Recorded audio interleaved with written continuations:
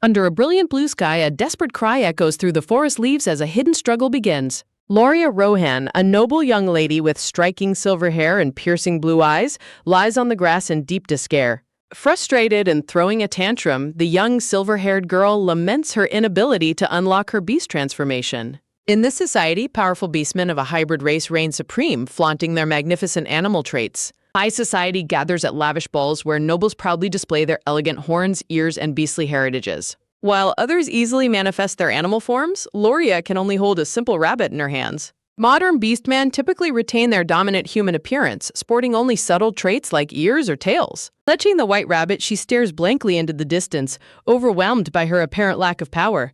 She covers her face in deep frustration, unable to accept her status as the family's only powerless member. Memories of cruel whispers and malicious gossip at high society banquets flash through her mind, fueling her resolve to change. Resting in the quiet meadow, she desperately wishes for just a simple pair of ears or a tail to prove her worth.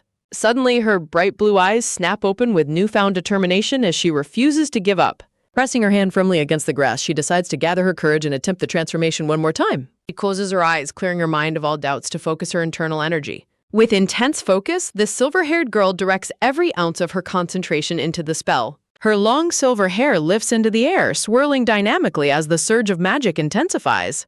A blinding vortex of blue magical energy erupts around Loria, lifting her into the air as her power finally awakens. A massive, fluffy white paw steps onto the green grass as Loria experiences a sudden, sharp headache. She quickly learns that invoking such potent magic comes with an unexpected physical toll.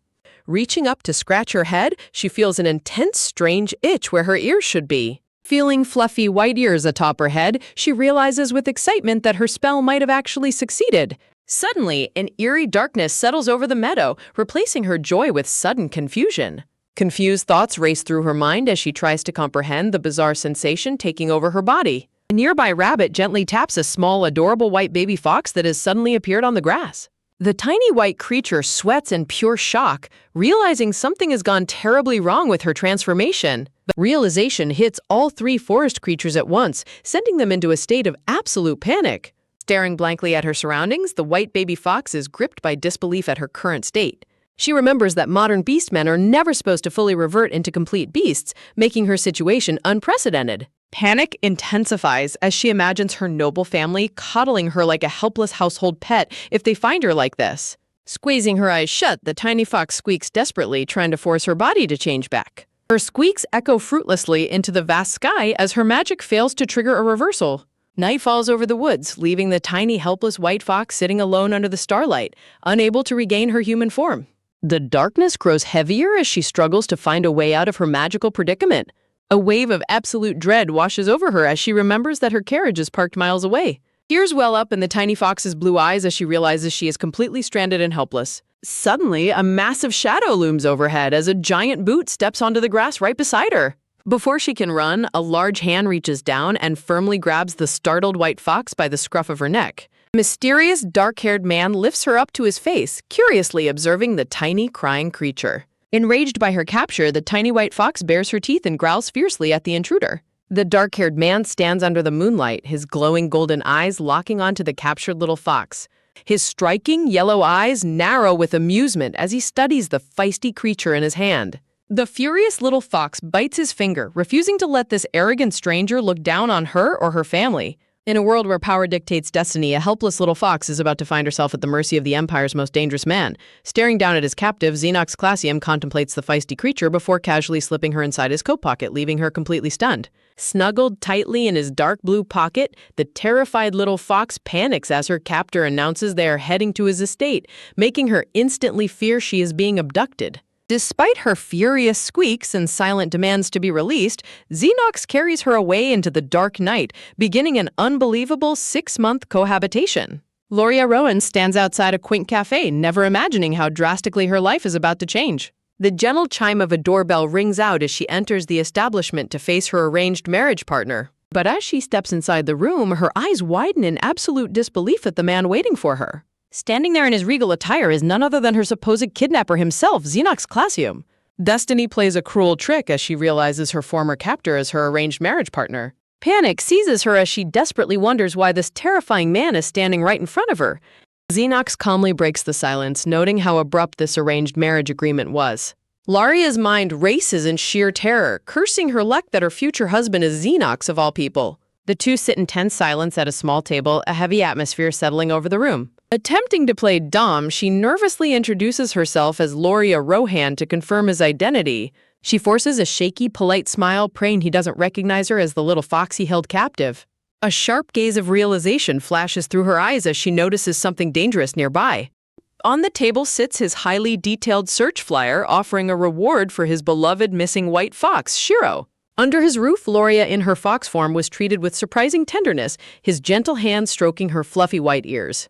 Xenox murmured softly, amused by the tiny fox's complete lack of fear in his presence. He spent quiet evenings sitting on his sofa, gently cradling and petting the little white creature.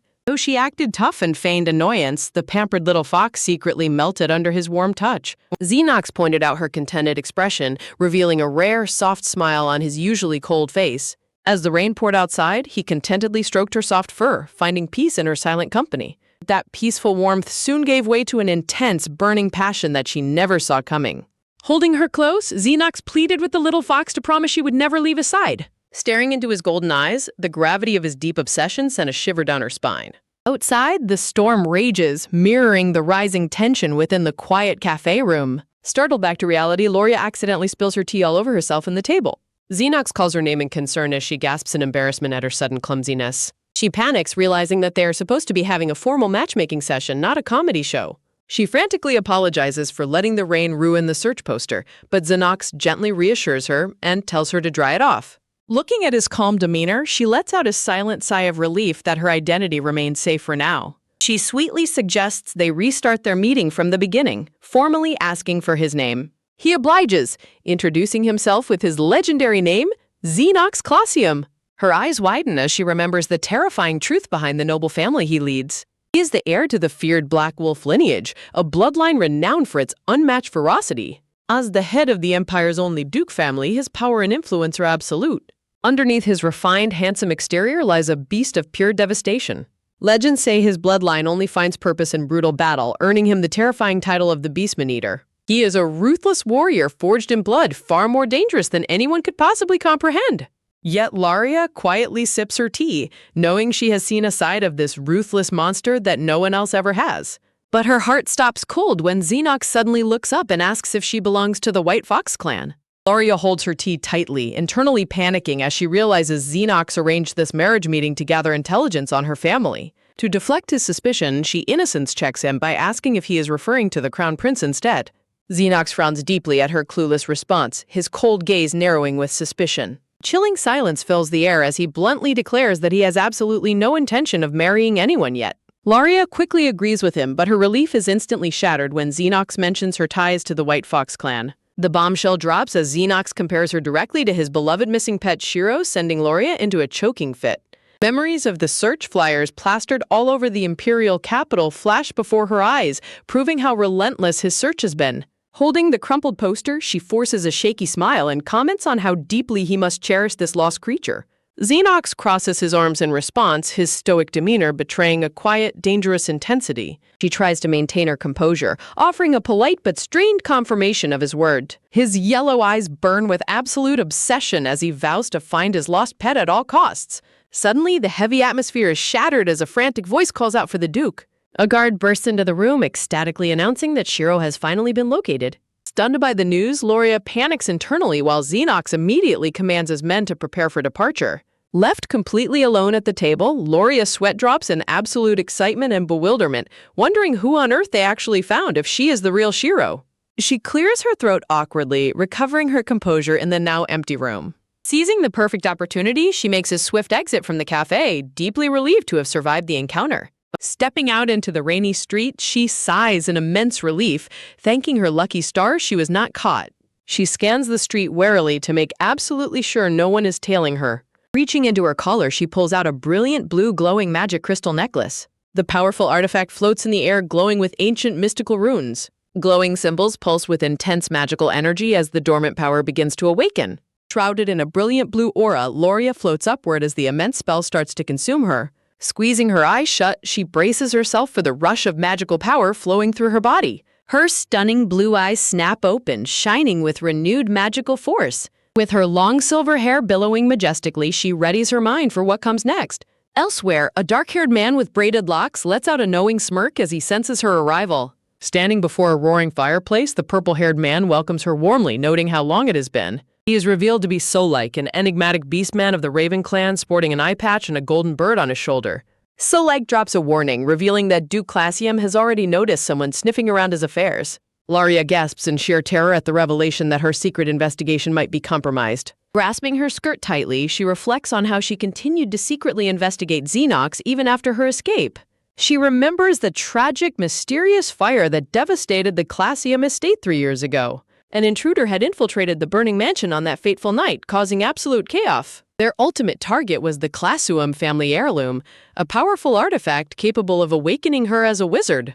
Desperate for answers, she asks Solike if his information is truly reliable, prompting an offended reaction from him. Solike snaps back dramatically, accusing her of doubting him despite the immense danger he faces for her sake. He reminds her that his high-risk mission is solely to help her retrieve the stolen heirloom. Poking her cheek, Solike warns her that the culprits are still at large and could bring ruin to her entire family if they are not careful. Suddenly, the memory shifts as Loria finds her hand firmly grasped by a black-gloved hand in the pouring rain, her fox ears popping out in panic. Xenox stands before her in the downpour, calling her name as he holds her tightly. Xenox's brilliant golden eyes stare deeply into hers, filled with a raw, desperate emotion. Terrified of her secret being exposed, Loria can only plead with him in a trembling voice. He pulls her close against his chest under the blooming pink flowers, completely refusing to let her go. Surrounded by a whirlwind of confusion and passion, she desperately wonders what on earth is happening to her life. Caught in a sudden downpour, Loria stands frozen as Xenox pulls her close, his yellow eyes locking onto her. Her heart races in absolute panic as she tries to process this terrifyingly close encounter. Under the pouring rain, she desperately wonders how she ended up in this chaotic situation. The scene shifts back to the quiet, rainy night outside the bustling streets. Earlier that evening, she was simply planning a quick shopping trip to buy some gems. Walking under her purple umbrella, she deeply regrets not heading straight home instead. Suddenly, her bright blue eyes widen in sheer shock at a sudden sight. She comes to a complete halt in the middle of the dark, rain-slick street. Slumped against a dark wall in the alley lies a heavily bleeding injured man. She gasps in horror as she recognizes the wounded warrior as none other than Xenox himself. The dangerous Duke remains slumped, blood soaking his pristine dark uniform. Staring at him, she frantically questions why the powerful Beastman eater is lying helpless in an alleyway. In her sudden panic, she completely forgets to hide her fluffy white fox ears. Stepping forward, she holds her purple umbrella over his slumped figure to shield him from the storm. Sensing someone's presence, the injured Duke slowly raises his head, looking up in confusion. His piercing yellow eyes snap open, reflecting a sudden flash of recognition. Staring at her, Xenox weakly mutters the name of his beloved missing pet, Shiro. Laria panics instantly, quickly stammering out a formal greeting to cover her true identity. Xenox stares at her in quiet, intense silence, analyzing her every movement. Recognizing her as a noblewoman, he addresses her formally as Lady Rohan, forcing her to frantically clutch her ears. He gently asks if she is unharmed, ignoring his own severe injuries. Seeing him drenched in blood, Loria frantically scolds him for worrying about her instead of himself. He calmly explains the blood is not his, sending a wave of sheer terror through Loria. She stares at him with wide blue eyes, realizing the terrifying implication of his words. Despite her fear, she decides she cannot simply abandon a bleeding man in the middle of a storm. She remembers how Xenox always overreacted to the tiniest injuries back when she was his pampered pet fox. She nervously offers it to him, planning to make a swift escape the moment he accepts it. Xenox slowly rises to his feet, looming over her with an intimidating stoic presence. He reaches out his dark-gloved hand to take the handkerchief from her grasp. But instead of taking the cloth, he suddenly grabs her wrist with an iron grip. Stunned by the sudden physical contact, Laria nervously asks him what is wrong. Xenox clenches his jaw, looking away in deep, quiet contemplation. Cold rain splashes around them as he struggles to find the right words. Loria looks at him, internally wondering if the ruthless Duke has somehow lost his mind. She desperately tries to suppress her Beastman traits, terrified that her ears and tail will completely expose her. Xenox watches her silently as she clumsily tries to cover her head. Realizing he might have seen her ears, she forces a fake smile and awkwardly tries to say goodbye. She turns to leave, but the injured Duke stumbles forward, letting his umbrella fall into the puddles. Looking at her with a gentle, rare smile, he softly offers his sincere gratitude. His unexpected warmth catches her completely off guard, sending a jolt through her heart. A flood of bittersweet memories returns, reminding her of the tender care she received at his mansion. She remembers the genuine, soft smiles he only reserved for his beloved white fox. Her heart aches as Xenox suddenly approaches her, quietly asking for a desperate favor. He reaches out and firmly grasps her hand, calling her by her noble title, Lady Rohan. Looking deeply into her eyes, he begs her to help him find his lost pet, Shiro. Her heart drops as she frantically wonders if the dangerous Duke already suspects her true identity. Forcing a shaky smile, she desperately tries to stay calm, knowing one wrong move could seal her fate forever. Under the heavy downpour, Xenox lets out a dark, blood-chilling smirk that sends shivers down her spine. She nervously reflects on how beastmen naturally retain wild, beastly instincts like sleeping in den-like quarters and craving raw meat. Looking down at her, Xenox offers a massive, irresistible reward if she agrees to help him find his pet. Enticed by thoughts of priceless jewels and endless gold, her eyes sparkle in pure greed and shock. She suddenly realizes the real, underlying reason behind Xenox's relentless search for her. She knows he wants to reclaim his family's lost magical artifact, which she deeply wishes she could return. He explains that a false hostage threat was used to bait him, but it was not the real Shiro. She remains frozen as his heavy, black-gloved hand firmly clasps her delicate fingers. A dark-looming memory of 3 shadowy noble figures flashes in her mind, raising the stakes. Terrified of the physical intimacy, she gently slips her hand out of his firm grip. Xenox calmly mentions that he must also begin preparing for his upcoming wedding. He touches his chin in deep contemplation, pondering if he really has enough time. Towering over her, he finally relents and agrees to give her some space. Smiling gently, he promises to ask for her assistance again when she is completely free. She awkwardly laughs off his persistence, sweating profusely as she tries to play along. She maintains a tense, polite smile, praying he will finally let her walk away. Though his gentle smile deeply unnerves her, she desperately tries to brush off her growing dread. She laments that she would soon be forced into having far too much free time. The scene shifts to the polished corridors of the palace as elegant footsteps echo. A handsome blonde-haired noble rests his cheek on his gloved hand with an amused expression. He welcomes the visitor, noting how unexpected it is to receive such a sudden guest. He is revealed to be Crown Prince Ishuil of the Golden Deer tribe within the Flandel Empire. Xenox declares this meeting to be destiny, prompting a confused, chibi-styled Ishuil to ask what he wants. A sinister, knowing smirk plays on the lips of the plotting Nobu. Surrounded by brilliant sparkles, Xenox flashes an incredibly warm, handsome smile. Under a starry night sky, the magnificent Rohan family estate stands illuminated in quiet elegance. Inside her room, Loria gasps in utter shock at the sudden arrival of an unexpected guest. A refined man at the doorway questions her exaggerated, shocked reaction to his presence. The visitor is revealed to be her older brother Helden Rohan, a serpent beastman working as the royal doctor. Surrounded by her worried servants, Loria stands frozen as her brother stares her down. She panics and frantically asks if he was fired from his prestigious royal post. He dismisses her ridiculous worries, letting out a sharp sigh as a maid holds her dress. She narrows her sharp blue eyes, trying to gauge her brother's true motives. Adjusting his spectacles, Helden realizes she recently attended a matchmaking event, throwing the servants into absolute chaos. Furious, her brother demands to know if their parents forced her to go or if she suddenly wanted to marry. Trembling under his intense gaze, she nervously confesses that she met Duke Xenox Classium. Helden explodes in pure rage, cursing the crown prince for setting up such a dangerous arrangement. Loria is left utterly stunned to hear her refined brother call the crown prince a crazy bastard. Surrounded by a dark, murderous aura, Helden vows to assassinate Xenox, ignoring her warnings about treason. She sweat drops, silently noting that Xenox's terrible reputation puts him at a massive disadvantage.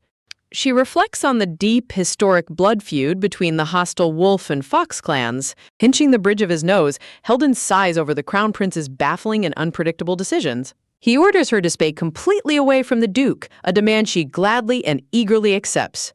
She passionately declares that she will never marry a man who is so hopelessly obsessed with his lost pet. Having made her decision, she confidently strides down the elegant corridors of her family mansion. She assures herself that Xenox could never discover her secret identity as his lost fox. But her relief is instantly shattered when a mysterious letter addressed to her suddenly arrives. The official document summons Loria to another unexpected meeting with high society. The letter demands her attendance, leaving her with no choice but to comply. She loses all composure upon reading that Crown Prince Ishiel and Duke Xenox Classium are behind this sudden summons. An outraged scream echoes throughout the Grand Rohan estate as chaos erupts over the letter. Her servants gently brush her silky silver hair to prepare her for the grand event. Standing in her elegant blue gown, Loria remains quiet as her maids finish dressing her. One of her loyal maids breaks down in tears, overwhelmed by fear for her mistress. The servants weep openly, deeply pitying Loria's tragic fate of meeting the terrifying Duke. Loria turns around in confusion, telling her overly dramatic maids that she is not going to die. The trembling maid desperately warns Loria about the Duke's terrifying reputation as a ruthless Beastman eater. The maids gossip about the Duke's violent personality and wild rumors of his absolute madness. The servants panic over rumors of rabies, leaving a sweat-dropping Loria completely speechless. Loria awkwardly defends the Duke, claiming he is merely strange rather than completely insane. The maids narrow their eyes in deep suspicion as Loria mentions the Duke's softer side. Sensing their intense gazes, Loria nervously asks her servants if something is on her face. The tearful maids squeeze Loria tightly, lamenting her tragic innocence while she stands frozen. The heavy gates of the Rohan estate open, signaling the arrival of her escort. Wearing her finest attire, Loria walks down the steps toward the waiting royal carriage. A tall man adorned in a crimson cape waits by the carriage, his presence commanding. Loria takes a deep breath, mentally preparing herself for the tense encounter ahead. Her piercing blue eyes snap open as she prepares to face the mysterious guest. To her absolute shock, the brown-haired Duke Xenox Clausium stands before her, calling her name. Duke Xenox formally announces he has come to escort her by order of the Crown Prince. The Duke gentlemanly guides Loria toward the luxurious carriage waiting to whisk them away. Loria bites her finger in anxiety, realizing that no magical jewel can shield her from danger. She suddenly turns her head, gasping in sheer shock as she realizes his true intentions. A piercing gold eye narrows, silently analyzing her every move from the shadows. The terrifying Duke surprises her by flashing an incredibly warm and gentle smile. Her heart races in sheer panic under his intense, unexpectedly sweet gaze. In a brief moment of confusion, she awkwardly asks him what is wrong. Back at the estate, her horned Beastman servant trembles and weeps in absolute terror. The fearful servants watch in horror as the carriage departs, praying for their lady's survival. Inside the carriage, Loria admits she never expected a summons from the Crown Prince. She explains her assumption that the Duke himself had called off their arranged matchmaking. Duke Xenox explains his recent absence from court, noting the palace must have misunderstood their relationship. She tries to break the tension by awkwardly asking about his well-known obsession with foxes. A slow, knowing smirk creeps across the Duke's handsome face, raising the stakes. Surrounded by brilliant roses, he softly confirms his deep, obsessive affection for his pet. Loria freezes in absolute horror, realizing she is trapped in a carriage with their former captor. With a mesmerizing smile, Duke Xenox reassures her of his love, leaving her completely defenseless. Trapped in a high-stakes carriage ride with a dangerous Beastman, Loria's mind races as she tries to hide her mounting panic. She nervously reflects on his unsettling words about replacing his beloved lost pet with another fox. With a cold, resolute gaze, Xenox asserts that his beloved Shiro can never be replaced by anyone else. Terrified that her secret is on the line, she remembers the threat to his precious family heirloom. Looking out the carriage window, Loria desperately tries to maintain her composure under his intense pressure. She realizes that a single mistake will expose her hidden Beastman identity and seal her doom. Clutching her elegant blue gown, she silently prays that he never uncovers the truth. Xenox sits in silence across from her, his piercing yellow eyes tracking her every movement. He cryptically hints that his relentless search is finally nearing its ultimate end.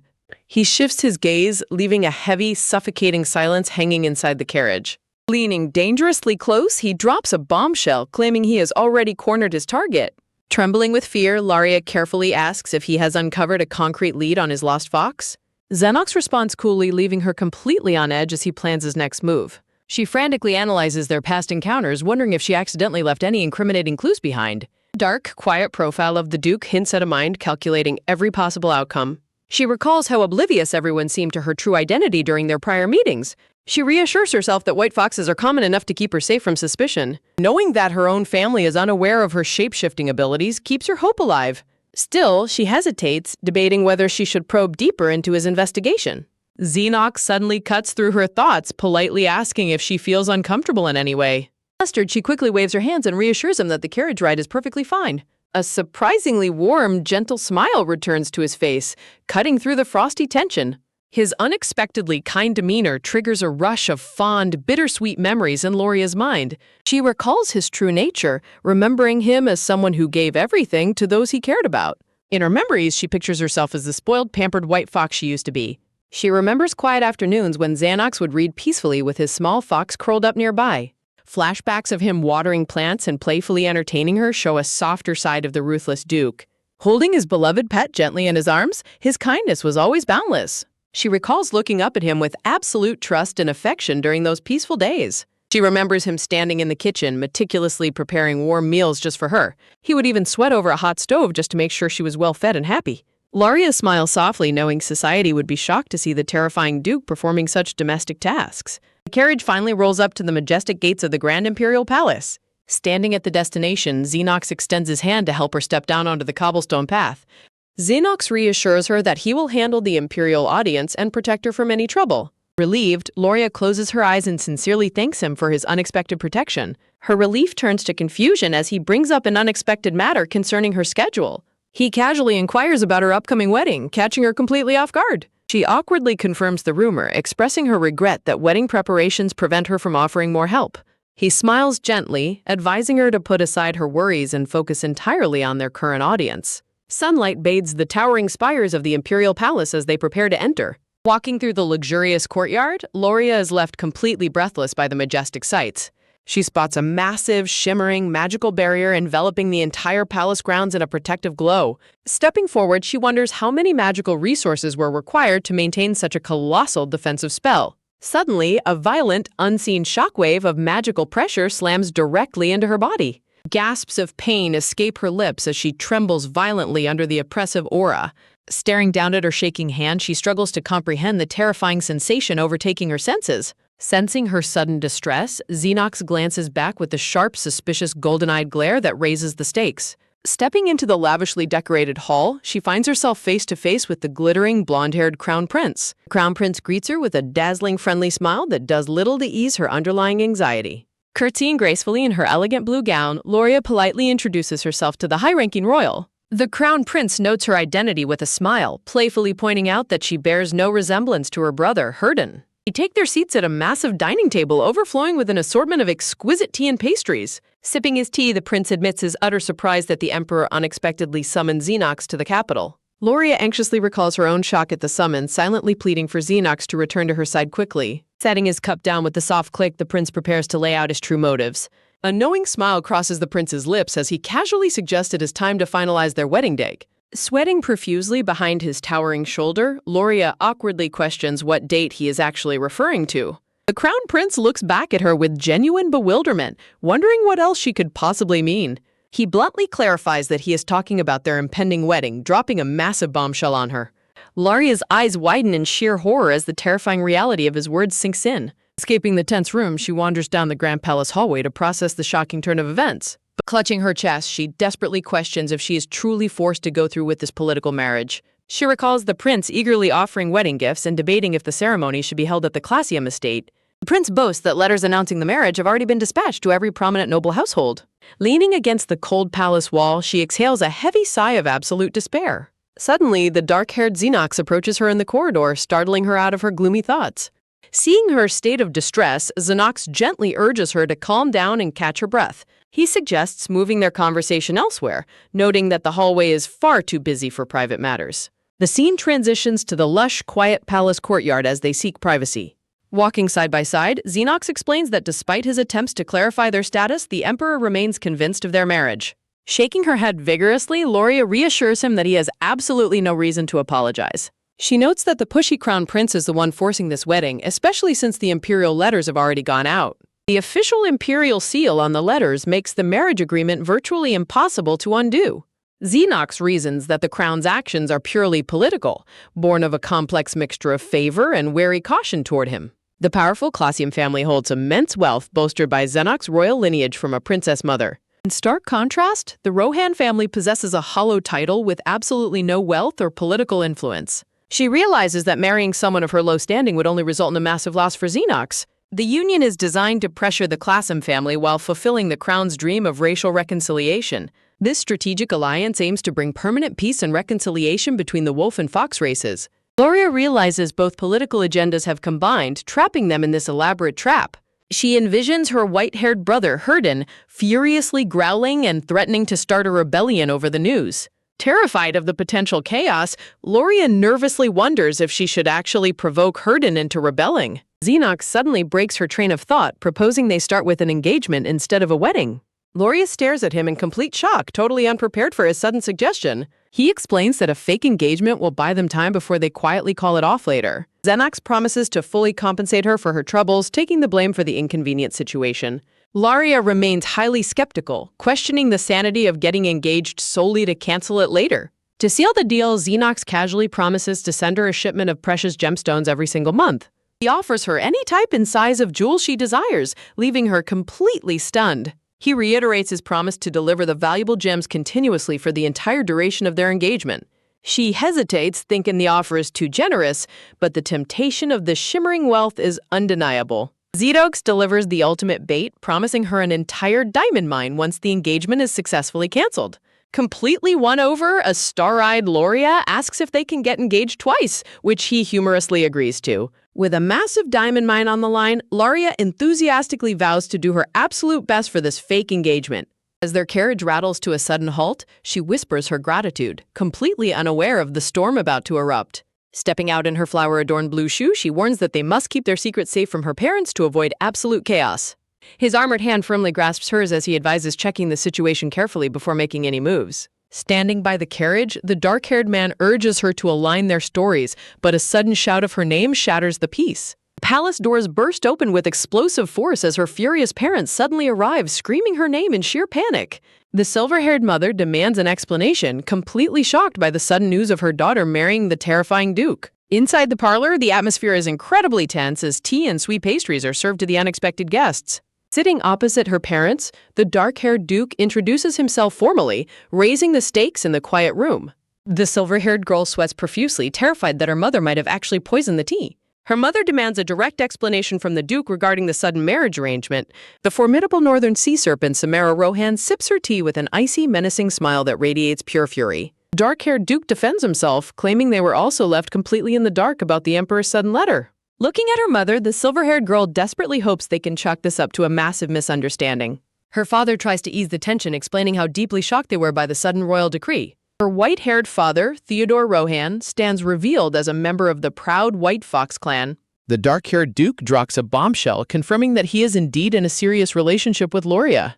Her parents are left utterly speechless as the Duke proposes starting with an engagement instead of an immediate wedding. Her mother erupts in fury, suspecting that the Duke is forcing her beloved daughter into this union. The Duke remains silent, enduring the mother's intense hostile glare as the tension in the room reaches a boiling point. Laria panics, realizing that if this fake engagement falls apart, both she and Xenox will be in grave danger. Trapped with no other option, the silver-haired girl prepares to take a massive gamble to save them both. She begs for her mother's forgiveness as she prepares to launch her desperate, fabricated story. Reaching out in desperation, she grabs a tight hold of the Duke's red sleeve. She buries her face against his chest, committing fully to her dramatic performance. The dark-haired Duke is caught completely off guard, his golden eyes widening in absolute shock. She looks up with a bright, blushing smile, declaring their passionate love to her stunned parents. She doubles down on her lies, claiming that their romance was a passionate love at first sight. Clinging tightly to his arm, she puts on a dazzling show of affection while the Duke stands frozen in disbelief. Continuing her dramatic performance, she proclaims her undying love to convince her skeptical mother. Her parents stare in stunned silence, completely unable to process their daughter's sudden declaration. Her mother demands to know exactly what makes this imposing Duke so incredibly attractive to her. Smiling warmly at him, she prepares to list the virtues of her fake fiancé. She reflects on his true nature, remembering how gentle and humble he truly is beneath his terrifying reputation. She recalls her days as a little white fox, remembering how perfectly he understood her every gesture. Memories of him holding her safely in his arms through a heavy storm flood her mind. She remembers his boundless kindness, recalling the quiet moments he spent caring for his beloved pet. Looking at him with genuine warmth, she confesses that his gentle heart is the true reason she fell in love. The dark-haired Duke stares back at her, his golden eyes softening as her words strike a deep chord. Meanwhile, her parents remain hilariously hostile, internally calling him a Beastman brute. Exhausted from her massive performance, the silver-haired girl collapses onto her bed with a heavy sigh of relief. She stares at the ceiling, fully aware of her parents' deep-seated hatred for the Duke. She wonders why her family views the Duke as such a terrifying monster when she knows his true gentle nature. She knows that without her prior experiences with him, she would have also misunderstood the Duke. Her mind drifts back to the night she first awoke in his mansion, confused and trapped in her Beastman form. Remembering her panic, she recalls realizing she was still a white fox resting against a warm human chest. Looking at his powerful hand, she recalls her initial confusion about our mysterious caretaker's identity. A butler enters the memory, explaining how he rescued the small fox, leaving her completely outraged at her undignified rescue. A cold, dismissive command echoes through the mansion to throw the helpless creature away like garbage. Suspended helplessly in midair, the small white fox Beastman realizes her undignified rescue is turning into a total nightmare. Overcome with absolute rage, she silently fumes at the sheer absurdity of being brought here just to be locked up. High above the grand moonlit castle, the butler suggests terrible names for her, while she internally rejects them with pure disgust. Scrubbed and cleaned in a warm soapy bath, she resolves to endure this humiliation until she can regain her human form. Days pass in an agonizing blur, yet her attempts to transform back or communicate her true identity remain completely futile. Her desperate attempt to leave ink-stained paw prints on a letter is completely misunderstood by the doting butler as a cute trick. Determined to break through the communication barrier, the small white fox attempts to construct a message using the written texts. Every single physical cue and dramatic gesture she tries only ends in a series of hilariously tragic failures. Defeated and utterly exhausted, the small white fox buries her face in the blankets, crying tears of quiet desperation. Clutching the sheets, she shudders as she realizes that adapting to life as a wild animal is becoming dangerously easy. The terrifying realization that she is slowly forgetting her own human identity sends a chill down her spine. Believing the distant master has absolutely no interest in her, she sneaks down the quiet corridor to plan her escape. Terrified by the sudden clatter, the little white fox's eyes widen as she sweats in sheer panic. Creeping forward with trembling paws, she nervously wonders if a dangerous intruder has breached the mansion walls. Stepping into the moonlit hallway, she is shocked to spot the dark-haired Duke standing alone, holding a gleaming sword.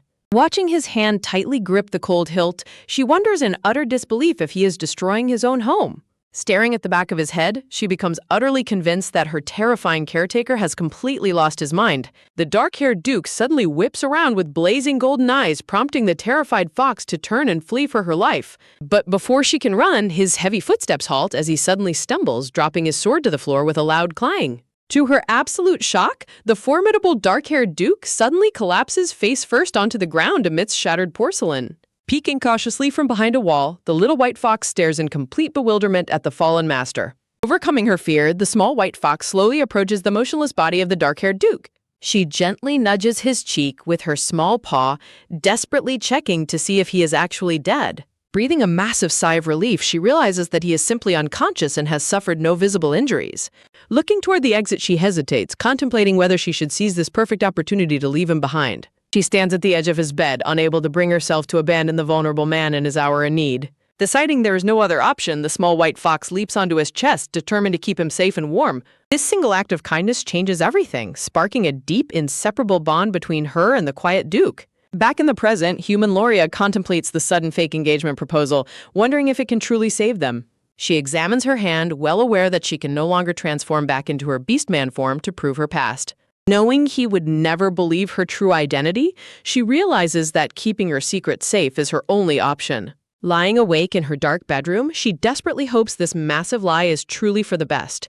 The scene shifts to the quiet grand estate as a sudden aggressive pounding shatters the calm night air. Hurried footsteps echo rapidly down the corridor as someone rushes to address the sudden frantic disturbance. The heavy doors burst open as her silver-haired brother Herden demands answers from their startled mother. Fuming with absolute rage, the silver-haired brother cannot believe the shocking news of Laria's impending marriage. The parents express their profound shock and regret over the unexpected royal decree that started this mess. A desperate plea for forgiveness hangs heavily in the air as they grapple with the sudden imperial pressure. The silver-haired brother grits his teeth, utterly furious that Loria is being forced to marry the terrifying Grand Duke. The exhausted silver-haired mother exhales a heavy sigh, trying to calm her raging son down before he acts rashly. The brother paces the room in disbelief, noting that their father has already collapsed on the couch from the sheer shock. Gesturing wildly, the silver-haired brother demands to know the truth behind Loria's sudden connection to the Duke.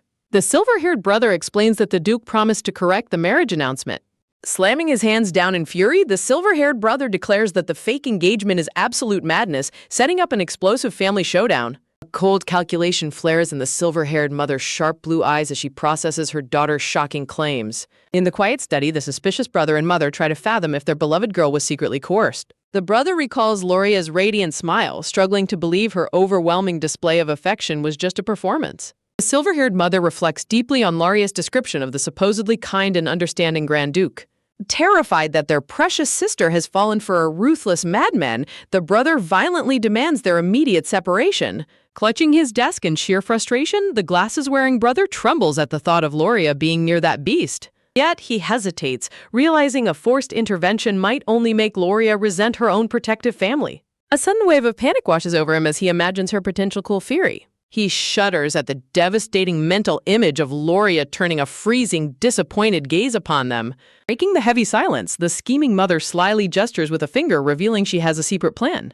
She plots a clever solution to derail the romance without driving a wedge between them and their daughter. She proposes using a mysterious purple potion, a concoction meant to target the unsuspecting Grand Duke himself. The mother eagerly plans to swoon in and heal Loria's first heartbreak after the Duke's feelings are forced to change. The silver-haired father weeps tears of absolute joy and relief upon hearing his wife's brilliant scheme. Under the cover of night, the mother tasks her emotional husband to brew the extraordinary formula. Loria sighs at her desk, realizing she must quickly manufacture a perfect excuse to begin her fake engagement. She sifts through a mountain of prying letters, all desperately asking to verify the shocking rumors of her marriage. Suddenly, her bright blue eyes widen in surprise as she spots a peculiar letter tucked among the pile. Picking up the document, she discovers a formal invitation to an exclusive gathering of the Fox tribe. A brilliant smile lights up Loria's face as she realizes this is her ultimate escape ticket. She calculates the perfect timing of the event, finding it incredibly convenient for her secret getaway. She reflects on her childhood, recalling her painful past as a rare, magicless child who couldn't even shift. The memory of young Loria peeking from behind her father shows how fiercely her protective family shielded her. Her mind drifts to the harsh reality of Beastman society, grateful that her family saved her from cruel discrimination. Returning to the present, she marvels at how quickly the rumors of her engagement must have traveled. She recalls the quiet joy of studying magic alongside others, eagerly anticipating a chance to learn again. Gently tucking her hair back, she decides there is absolutely no reason to reject the invitation. With time ticking away, she taps the table, determined to begin her preparations immediately. The moment she opens her door, she gasps to find her entire family hovering suspiciously outside. The trio immediately tries to play it cool, offering hilariously terrible excuses for their sudden presence. Undeterred, Loria calmly announces her plan to attend the upcoming Fox tribe gathering. Instantly, her family's expressions darken as they accuse her of using it as a ruse to meet the Duke. Smiling nervously, Loria quickly holds up the formal invitation as physical proof of her innocence. Stunned by the unexpected evidence, the overprotective trio stares at the letter in absolute silence. Suddenly, a warm hand desperately snatches Loria's, shattering the tense silence. The tearful father begs Loria to stay and play with him instead of visiting other beastmen. While the mother facepalms in embarrassment, the glasses-wearing brother remains intensely skeptical. Pushing his glasses up, her brother coldly dismisses the gathering as a complete waste of time. Loria blinks in confusion, momentarily taken aback by his harsh dismissal. But the second she threatens to visit the Duke instead, her father and brother execute an instant, hilarious 180-degree turn. Sweating at their sudden, manic encouragement, Loria can only offer a stunned agreement. As dawn breaks over the grand estate, Loria prepares her departure under the condition of taking personal guards. Standing elegantly in a vibrant blue dress amidst blooming roses, Loria looks absolutely breathtaking and ready for the journey. She reflects on her family's extreme worry, understanding their anxiety since she had mysteriously vanished once before. Under the clear blue sky, a panicked voice suddenly echoes through the lush green gardens. A handsome, blonde-haired young man named Rodette rushes forward, frantically apologizing for arriving late to his escort duties. Loria looks on in amusement, asking her highly enthusiastic hunting dog Beastman escort why he is so incredibly energetic. The fiercely loyal Rodette happily declares his ultimate mission to personally guarantee her absolute safety today. A dangerous path lies ahead, but as the secret mission begins, Loria realizes her primary escort is more like an overexcited puppy than a reliable guard. Rodette eagerly boasts about his newly softened fur thanks to her medicine, inviting her to feel it himself. Their lighthearted banter is suddenly cut short as a confusing development stops them right at the entrance. Loria freezes in utter disbelief upon hearing the gatekeeper's shocking declaration that her name is missing from the list. A sudden outburst of anger echoes across the Grand Palace gardens as the outrageous news is delivered. Fuming with rage, Rodette aggressively demands the nervous receptionist recheck the guest list immediately. Loria grows deeply suspicious, knowing for a fact that she had formally confirmed her attendance beforehand. Refusing to be turned away, the determined girl steps forward to personally inspect the document. The butler visibly panics and sweats under her intense gaze, realizing his trick has been exposed. Quickly backing down, the anxious butler nervously claims it was a mistake and offers to escort her inside. Stepping through the rose-filled archway, Loria enters the beautiful venue, unaware of the trap awaiting her. Sensing danger, Loria stops in her tracks and quietly assigns her loyal escort a secret mission. Rodette enthusiastically salutes, ready to execute her command with absolute loyalty. Clasping her invitation, Loria smiles triumphantly, realizing her long-awaited opportunity to act has finally arrived. Following the butler's direction, she walks deeper into the winding rose-lined pathway. As the trail drags on endlessly, Loria begins to grow weary of the suspiciously long journey. Realizing she is completely lost in the maze, she grows highly alert as a strange sensation fills the air. Suddenly, an ominous purple fog swirls around her, warping the reality of the garden. Loria instantly recognizes the surrounding space as a flawed and poorly constructed illusion spell. Disdainful of the amateur trap, she easily channels her magic to shatter the illusion with minimal effort. The fake roses crack like glass as her pure magic dismantles the surrounding spell. As the entire illusion falls apart, Loria wonders if this pathetic trick was meant as a petty welcoming test. She ponders whether the sorcerers underestimated her, holding back only because of her newcomer status. The grand greenhouse and the true gathering venue finally materialize before her eyes in brilliant light. Loria is taken aback to discover that the other prestigious guests are already seated. Dozens of eyes instantly lock onto her, sizing up the newcomer with cold curiosity. Masking her wariness, Loria puts on a radiant smile and politely greets the gathered nobility. The guests immediately begin whispering amongst themselves, criticizing her overly cheerful demeanor. Cruel rumors circulate as they question whether her magical abilities are merely a fabricated lie. Annoyed by the petty chatter, Loria tries to ignore the blatant hostility of the surrounding strangers. Scanning the massive crowd, she desperately searches for a single friendly face to talk to. Loria's eyes widen in surprise as she spots a highly familiar face in the crowd. She instantly recognizes the striking red-haired woman as Sienna Hasher of the renowned Red Fox clan. Loria recalls that Sienna's father leads the Ministry of Magic, meaning Sienna possesses formidable power. Two servants suddenly approach, offering formal apologies and guiding Loria toward the main seating area. Keeping her guard up, Loria politely complies and follows them to the designated table. To her shock, she arrives to find that no chair has been prepared for her. She laments the blatant disrespect, wishing to avoid starting a scene at her very first social event. Her annoyance peaks as she realizes the hostesses have crossed the line with this deliberate snub. Remaining perfectly calm, Loria decides to resolve the humiliating situation using her own unique magic. Under her command, a seed rapidly sprouts and weaves itself into an elegant wooden chair. Seating herself with absolute grace, Loria loudly criticizes the poor hospitality of the hosts. An arrogant guest approaches, mockingly questioning if her magic is nothing more than a cheap trick.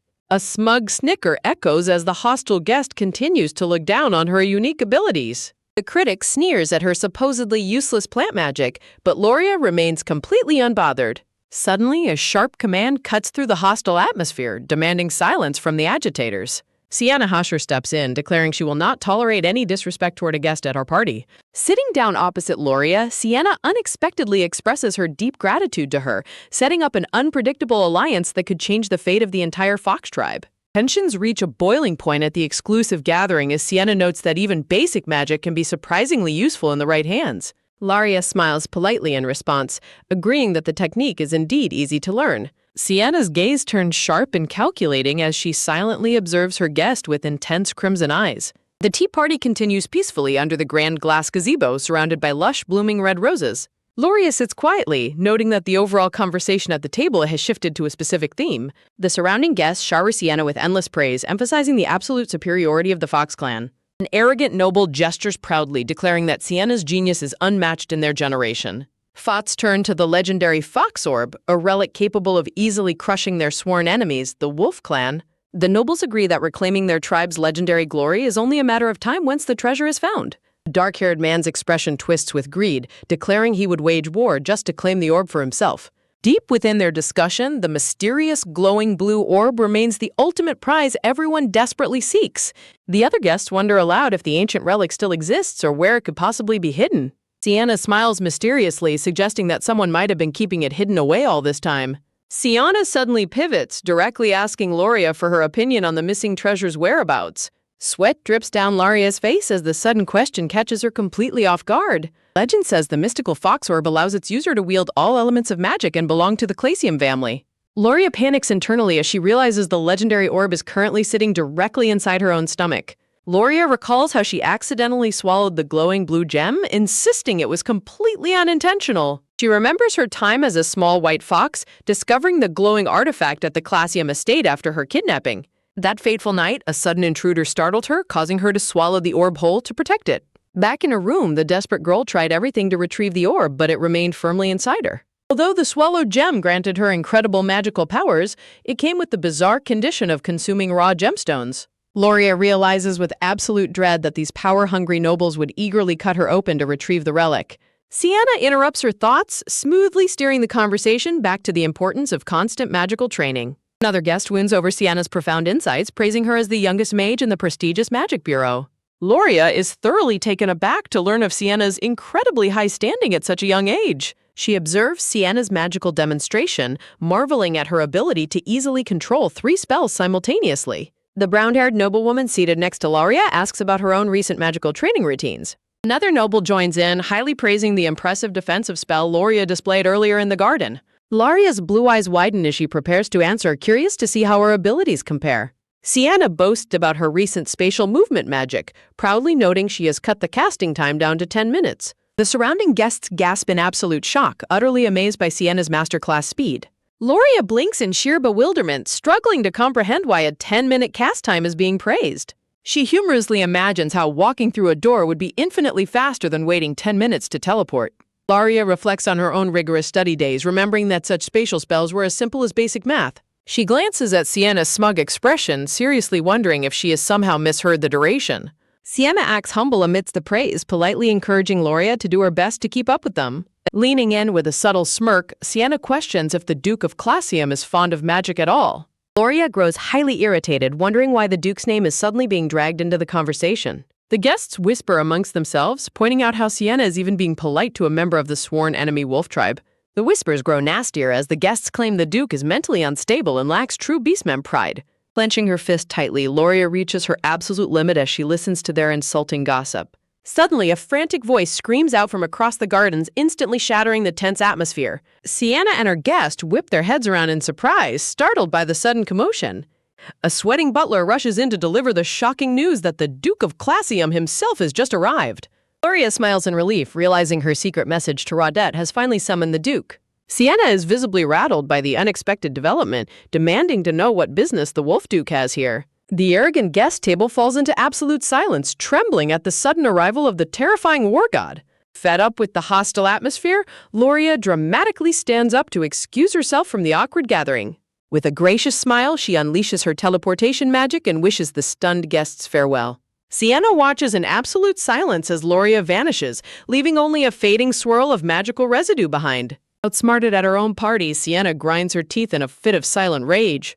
Loria successfully teleports outside, only to gasp in shock as she spots the handsome Wolf Duke Xenox waiting by his carriage. Before she can process his sudden arrival, a massive explosion of smoke and light erupts behind her. The unexpected magical shockwave completely throws her off balance, sending her falling backward in panic. Amidst a flurry of beautiful pink blossoms, Xenox catches her in his arms, holding her close as they lock eyes. They share a silent, breathtaking moment of intense connection, gazing deeply into each other's eyes. The peaceful silence is shattered as her blonde knight, Raudette, comes charging down the path, screaming in distress.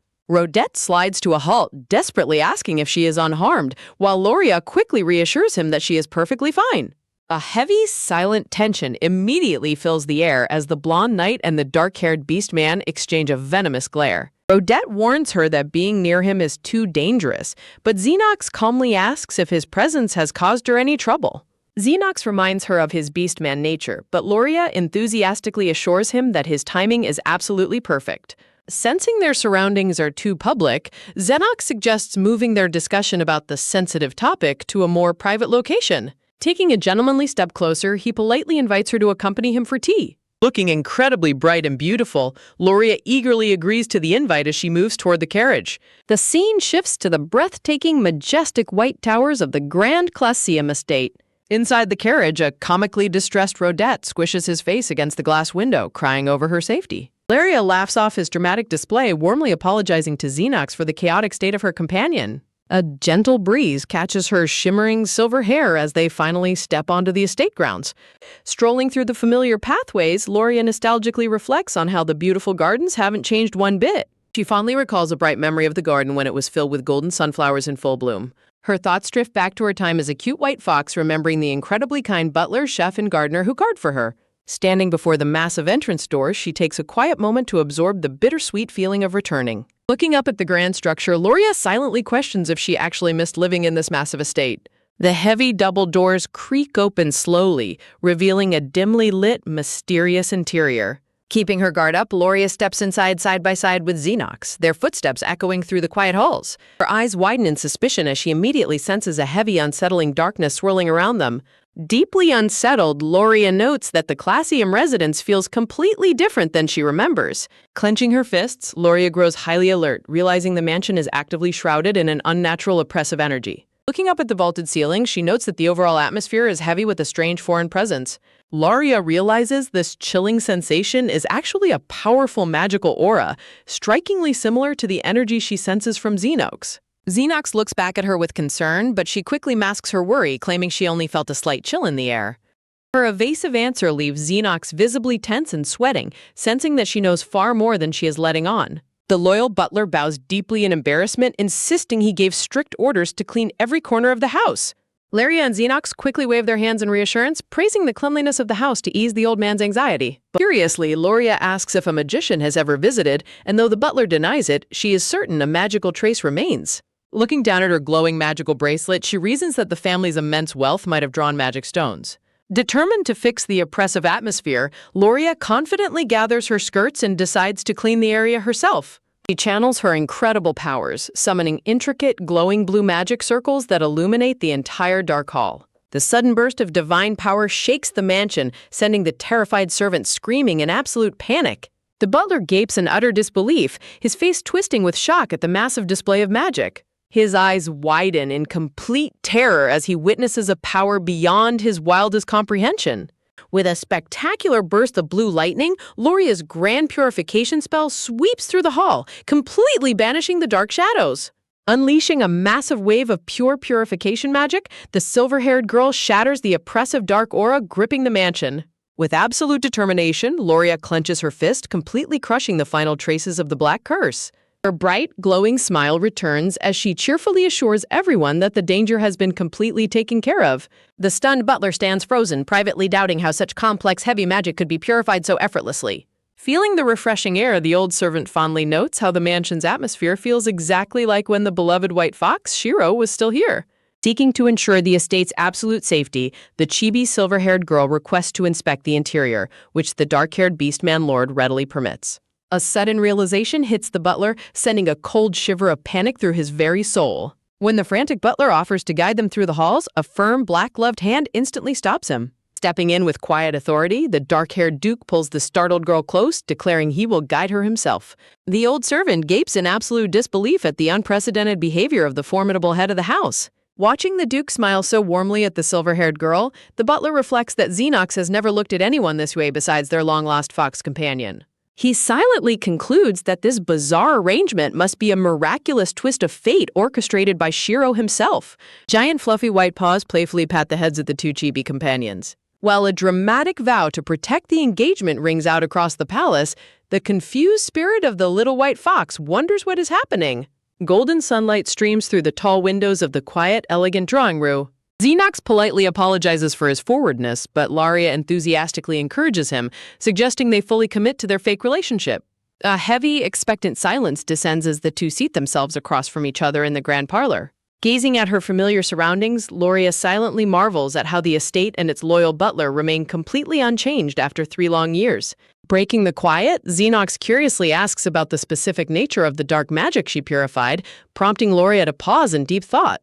She nervously admits that it is her very first time witnessing such a dark anomaly with her own eyes. Loria reveals the chilling truth that the anomaly was a highly dangerous forbidden spell specifically designed to target the Duke. Dar's oppressive magic manifests as heavy iron chains binding Xenox's powerful form. Though the curse's destruction cleared his mind, Xenox finds himself struggling desperately to control his wild beast transformations without his heavy armor. He reveals that his specialized armored gloves are actually magical restraints designed to suppress his unstable beast nature. Extending his heavy black glove, the dark-haired Beastman gently invites the curious girl to touch the suppressing armor. As her delicate fingers make contact with his dark glove, a spectacular swirl of pink blossoms fills the air. Staring intently at her, Xenox silently confirms a deep, shocking suspicion about her true nature. He is captivated by the soft, ethereal shimmer of her beautiful silver tresses. He marvels at her flawless complexion, which glows as white as freshly fallen winter snow. But it is her stunning blue eyes, featuring a distinct, slit-like beast pupil, that truly gives her away. Their hands remain joined, bridging the gap between human magic and ancient beast heritage. Suddenly, a jolt of intense magical feedback shocks them both, forcing them to gasp and pull back in surprise.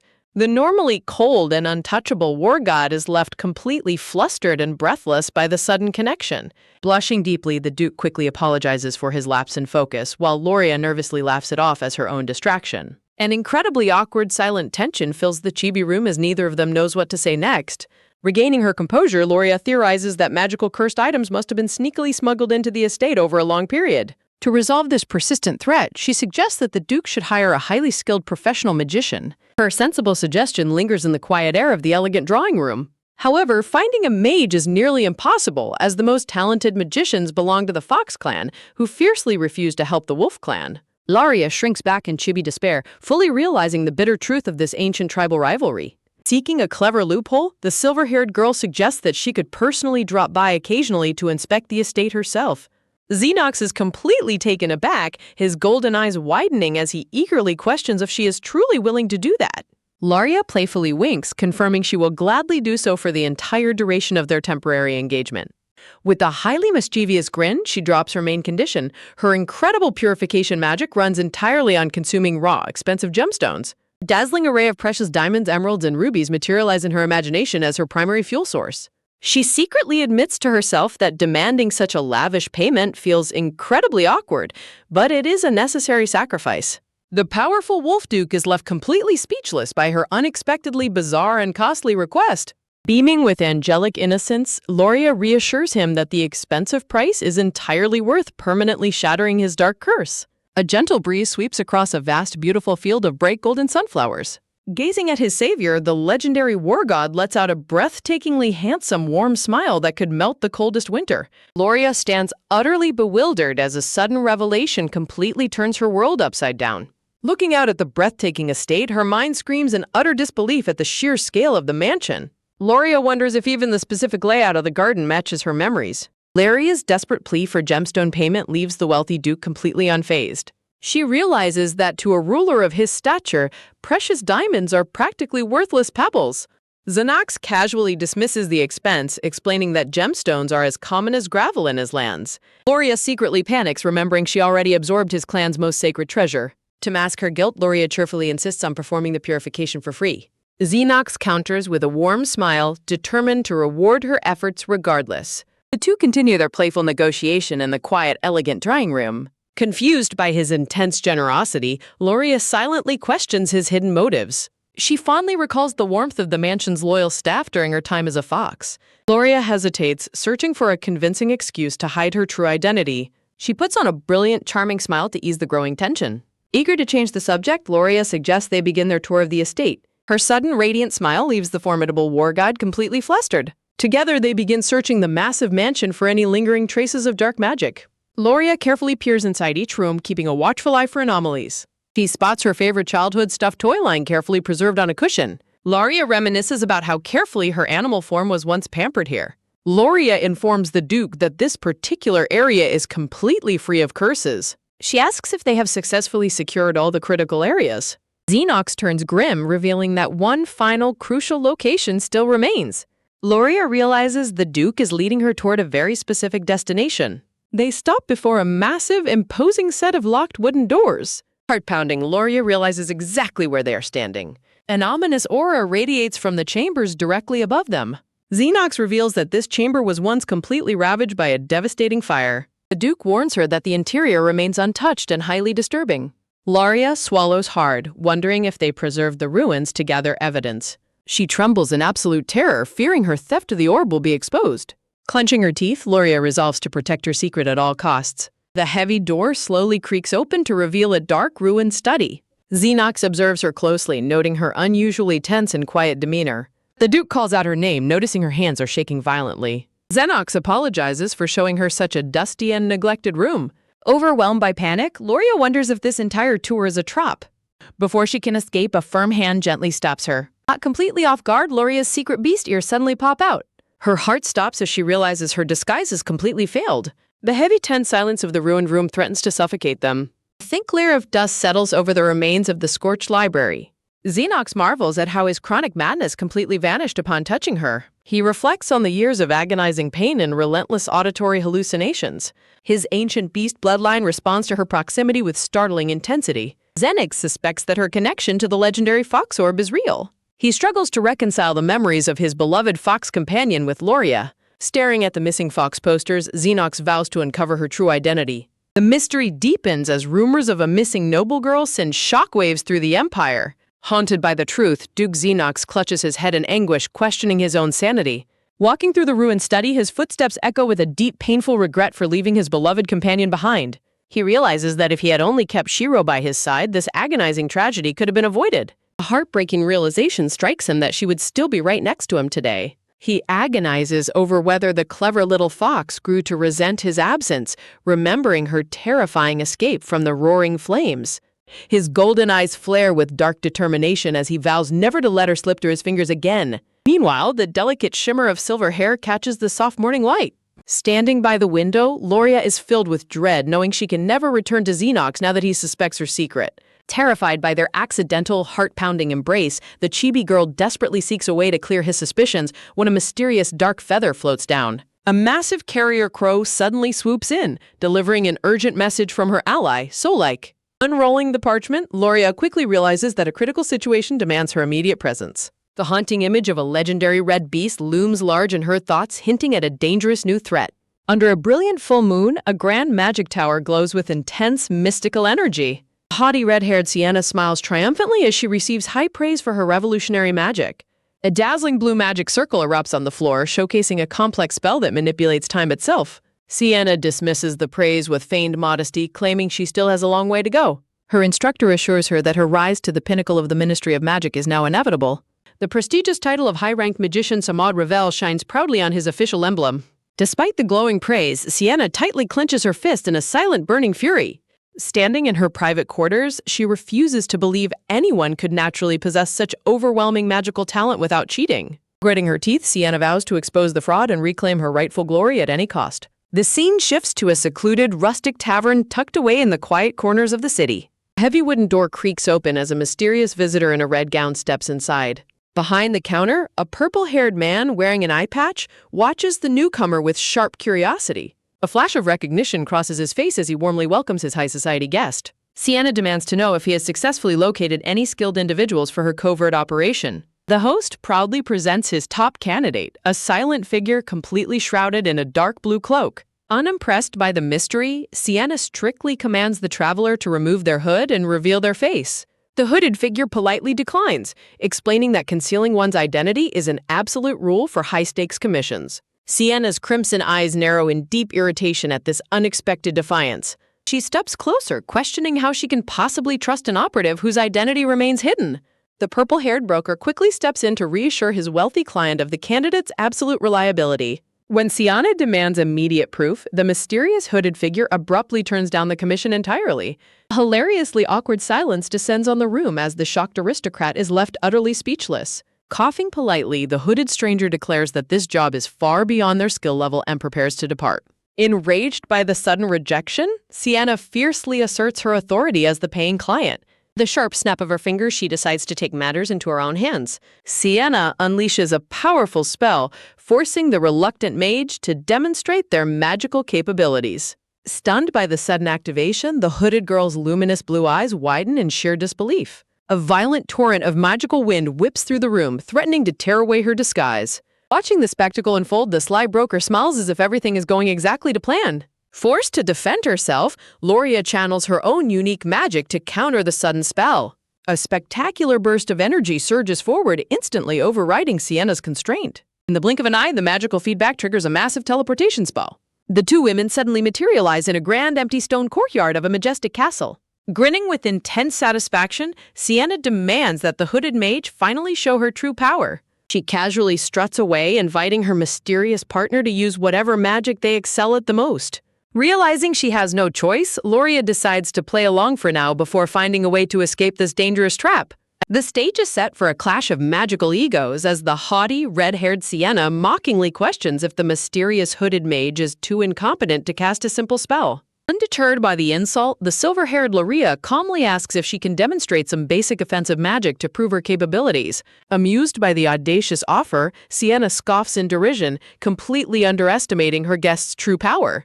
With absolute confidence, Sienna boasts that the training grounds are protected by 3 layers of high-tier magic barriers. Before the noblewoman can even finish her sentence, Loria's magic instantly shatters the indestructible defenses with a deafening blast. Stunned by the collapse of her high-ranking barriers, Sienna stands frozen in absolute shock at this impossible display of strength.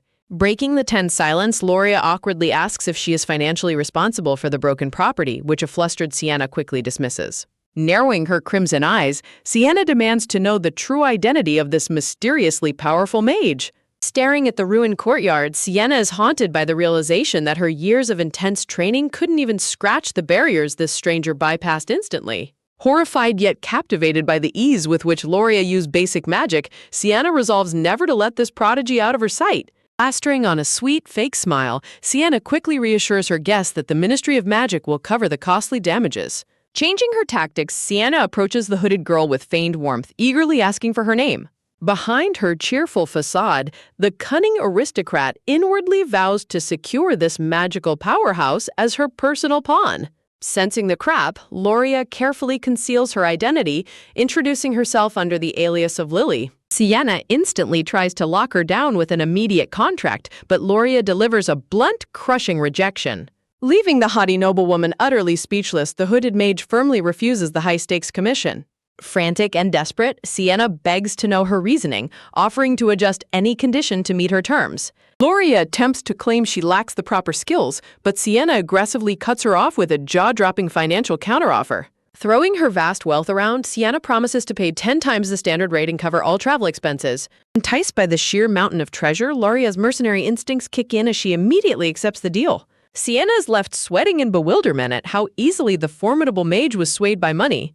The true dark nature of the contract is revealed as Sienna plots to uncover everything about her rival, Loria Rohan. Unaware of her client's real target, Loria receives her official orders to closely observe and report her own movements. Furious at the trap she was walked into, Loria storms into the tavern and confronts her broker for setting her up with Sienna.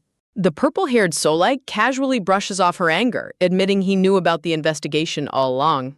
Sensing his shift, Loria is chilled as Solike issues a dark, mocking apology for the lack of warning. Backing away from his intimidating presence, Loria nervously questions why he is acting so hostile. Aggressively slamming his glass down, Solike furiously vents his anger toward the person who ruined his business. Solike reveals he suffered massive financial losses because she announced her engagement after promising she wouldn't marry. Feeling guilty for the collateral damage, Loria offers a sincere apology, but Solike demands she pay him back with her services. To settle the score, Solike offers her a perfect replacement job, though a cautious Loria demands to hear the details first. Solike assures her it is a simple escort mission for a noble, leaving Loria highly skeptical of his promise. Fate takes a chaotic turn as a dramatic transition sets the stage for a highly dangerous new encounter. Walking through the city, Loria deeply regrets trusting her shady broker as the weight of her new mission sinks in.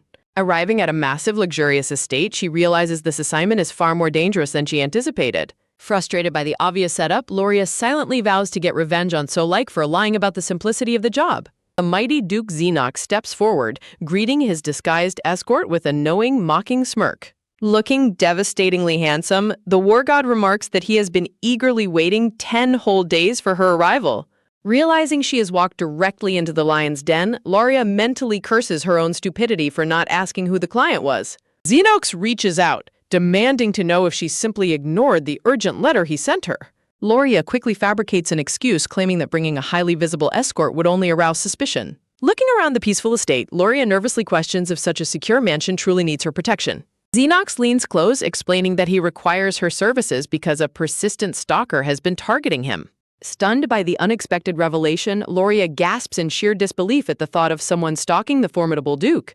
Xenox confirms that his pursuer has been trailing him for days but has yet to make a move. Grabbing her arm firmly, the Duke insists they move immediately to address the threat. As they walk side by side, Loria questions if it is truly safe for him to be wandering outside with a stalker on the loose. She wonders what critical urgency could have forced him to leave the safety of his estate under such dangerous conditions. The massive double doors swing open to reveal a grand, glittering hall lined with bowing servants welcoming the Duke home. Loria stands frozen in shock as she is led into a room filled with wedding attire, realizing the trap has officially sprung. Just when she thought she escaped, Loria gets dragged into a trap as the boutique staff reveals they have wedding accessories waiting for the Duke's fiancé. Realizing she has walked straight into a marriage trap, the disguised silver-haired mage stares in absolute horror. Overwhelmed by panic, she immediately tries to back away as the shop attendants prepare to serve them. Spotting her sudden hesitation, the sharp golden eyes of the handsome Duke Xenox narrow with immediate curiosity. Flashing a dangerously charming smile, Xenox instructs the staff to lead them to the dressing rooms.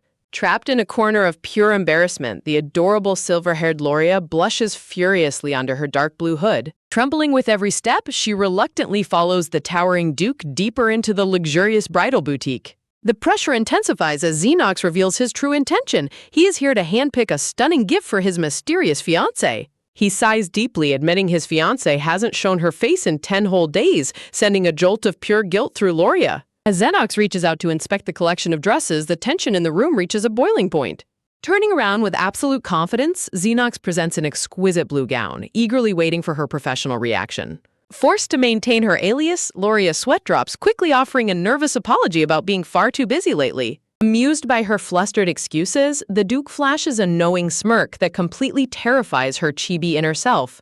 When he suddenly demands her direct opinion on the dresses, her luminous blue eyes widen in sheer panic. The sparkling white and blue wedding dress glimmers under the boutique lights, representing the ultimate trap for our runaway heroine. Stepping closer, Xenox presents the grand bridal gown directly to her, forcing her to confront her deepest fears. Hearing him call her alias, Lily, Laria's face erupts into a bright crimson blush under her dark hood. Clutching her chest in confusion, she feels her heart beating wildly at his unexpected gentleness. Staring at his handsome face, she struggles to comprehend why her own body is reacting so violently to his presence. Desperate to hide her burning face, she quickly turns away to regain her composure before she exposes her identity. Sensing her distress, the Duke leans in incredibly close, his golden eyes filled with genuine concern for his disguised escort. Covering her blushing face, Loria desperately squeaks out an excuse that she simply feels a bit overheated in the shop. To her absolute shock, Xenox gently places his armored hand on her shoulder, urging her to tell him if she feels unwell. The sudden physical contact sends an electric shock through her body, leaving her completely frozen in place. Looking at his remarkably serious expression, she realizes the fearsome war god is genuinely worried about her well-being. She guiltily reflects on how much her sudden disappearance must have shaken him over the last 10 days. An overwhelming, suffocating wave of pure killing intent suddenly crashes through the room, forcing Xenox to instantly shield her. Sensing the immediate danger, Loria points toward the entrance, warning the Duke that the stalker has followed them inside. Before she can react, a sparkling bracelet is revealed on her wrist, and she gasps in shock as a loud voice demands to know what they are doing.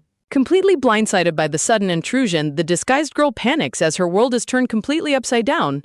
Xenox spins around in total confusion while the boutique staff trembles in fear behind him at the sudden commotion. Standing before them is Loria's silver-haired brother, Lloyd, who furiously accuses the Duke of flirting with another woman while engaged. Under the cover of darkness, the scene shifts to the Grand Rohan estate, where an ominous conspiracy is about to unfold. Inside a dimly lit study, a sinister plan is set into motion toward making Xenox completely lose all affection for Laria. The elegant silver-haired mother looks on with cold determination, demanding absolute cooperation from her family. Adjusting his glasses, the silver-haired brother cautiously questions the dangerous side effects of their secret chemical concoction. Pointing at the bubbling green potion, they reassure him that this powerful emotion control drug is perfectly safe under the right conditions. The conspirators reveal that the target must be a member of the Rohan family for the magic to properly take root. To trigger the spell, the target must ingest the potion and immediately call out the name of the person they desire to forget. Desperate to save Loria from her engagement, the parents plead with Lloyd to find a way to secretly feed her the elixir. Lloyd deeply sighs, utterly frustrated that Loria chose to get engaged to the terrifying war god of all people. Holding the mysterious golden elixir in his gloved hand, the determined brother resolves to tail the Duke himself. Surrounded by thorny purple roses, Lloyd vows to uncover a critical weakness they can use to break the engagement once and for all. Back in the boutique, a frantic Loria confronts her brother, demanding to know if he actually came to attack the Duke. Lloyd narrows his eyes behind his glasses, deeply concerned about what dangerous things the Duke might have done to her. Quickly hiding the secret potion bottle behind his back, Lloyd is startled when Loria suspiciously asks what he is holding. In a hilarious shift to chibi style, Loria furiously orders her stubborn brother to immediately apologize to Xenox for the misunderstanding. Swallowing his pride, the silver-haired brother bows deeply, offering his formal apologies to the formidable Duke.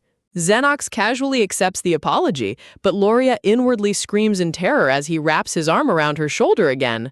A sudden shockwave of sheer panic strikes the silver-haired Lloyd as his carefully laid plan hits a massive unexpected obstacle. In the high-stakes atmosphere of the boutique, the brown-haired Duke quickly tries to de-escalate the explosive tension while the disguised Loria shivers at the memory of his terrifying aura. Adjusting his glasses with a confident smile, Lloyd formally extends an invitation for the Duke to visit the Rowan family estate. Under a brilliant blue sky, the grand estate prepares for the highly anticipated arrival as servants are ordered to line up.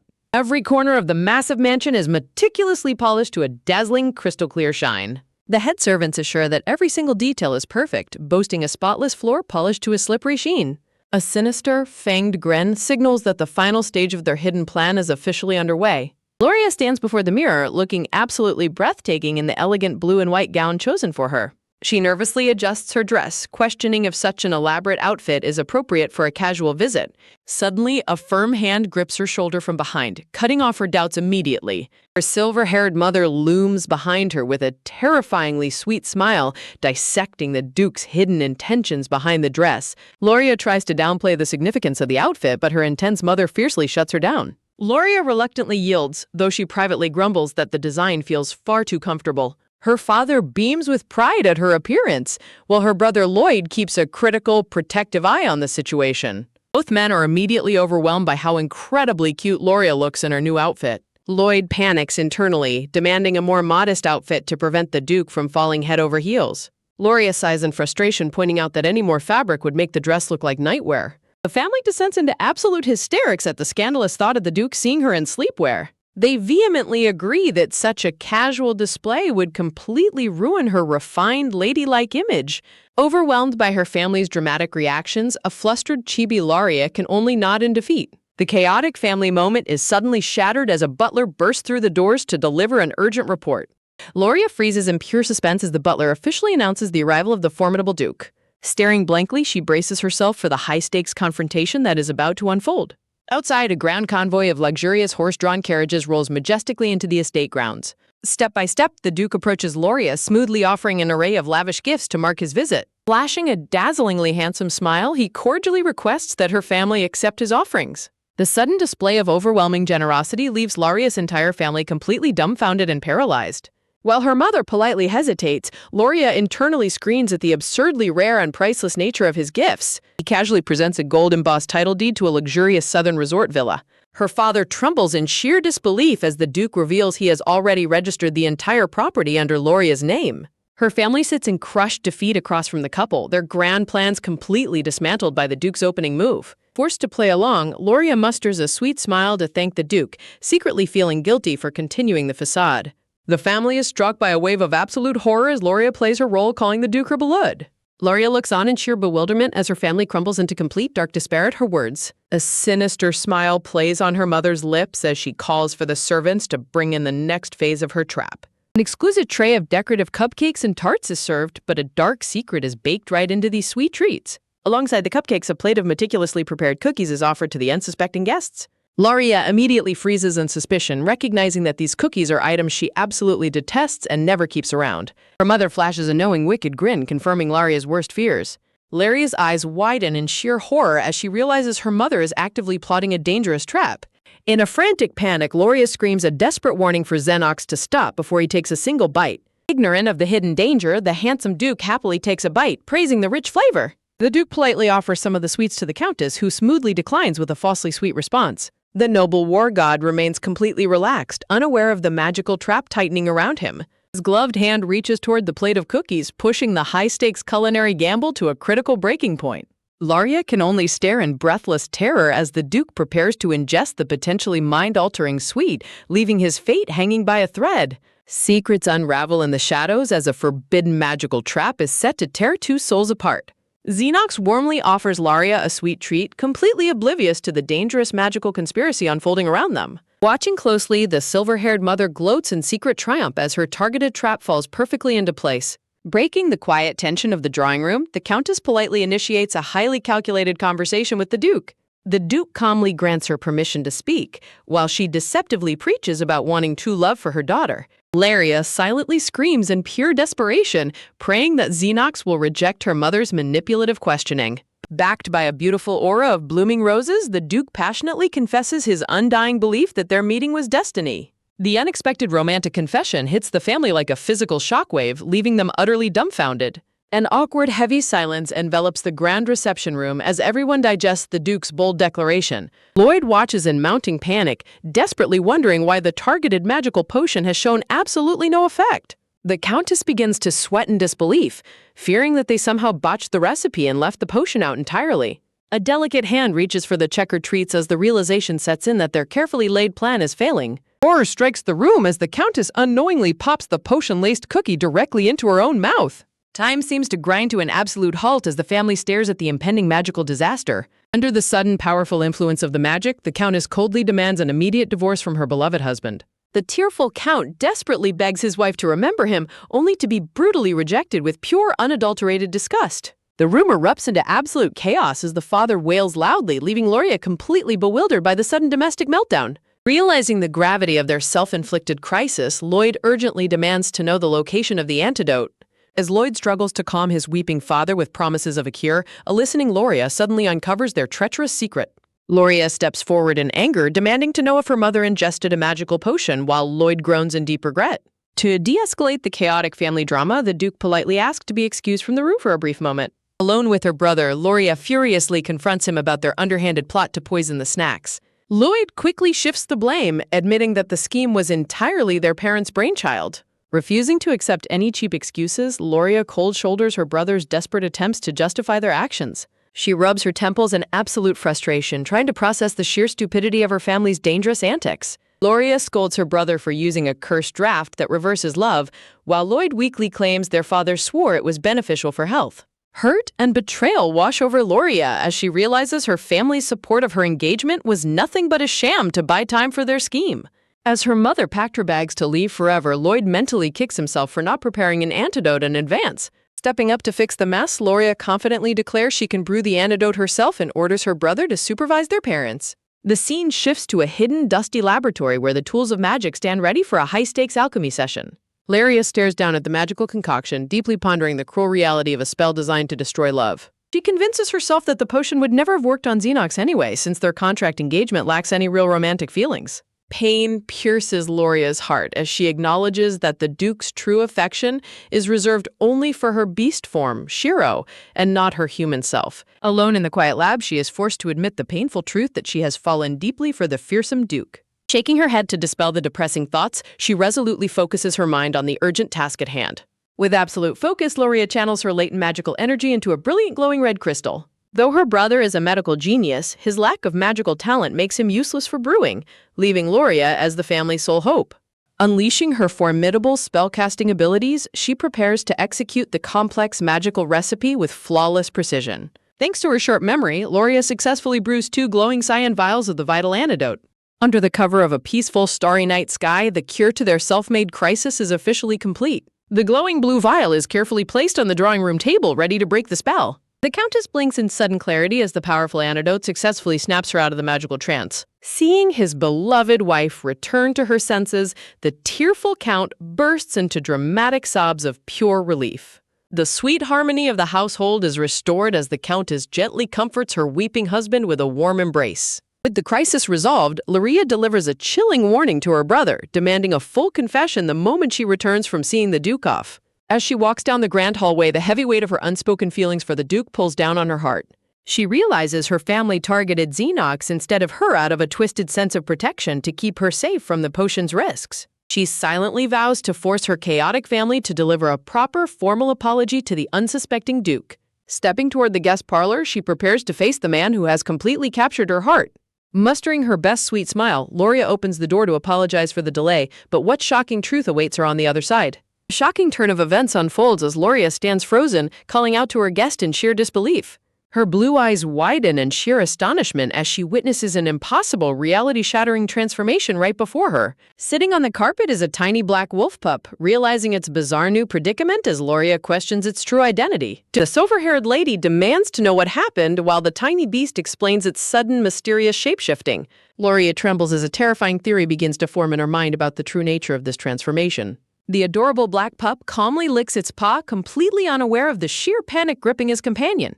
A horrifying realization strikes that this bizarre transformation is a direct, unintended side effect of her mother's love-reversing potion. The heavy weight of this magical crisis looms over them, threatening to unravel all of their carefully laid plans. The black pup explains that the toxic draft was designed to make its victim despise the one they cherish most. Loria gazes down at the tiny creature, offering a sincere, guilt-ridden apology for her family's dangerous schemes. Sorrow washes over Laria's face as she looks upon the miniaturized Duke with profound regret. Looking up at her, the black pup is suddenly reminded of how his beloved white fox used to look when getting into trouble. A brief memory of the adorable white fox pup flashes through his mind, sparking a deep sense of longing. He deduces that the silver-haired lady must be closely linked to the mysterious white fox's current whereabouts. A strange sense of déjà vu washes over him whenever he is in her presence, deepening his suspicions. Shaking off her worry, Loria eagerly presents the glowing antidote, hoping it will cure his bizarre condition. She sits gracefully on the floor, holding out the cure to the small beast sitting expectantly before her. Loria carefully cradles the round, glowing blue vial of potion, ready to administer the magical cure. With a swift motion, she pops the cork off the magical vial, releasing a fate-shimmering aura. The black pup eagerly laps up the glowing blue liquid directly from her open palm.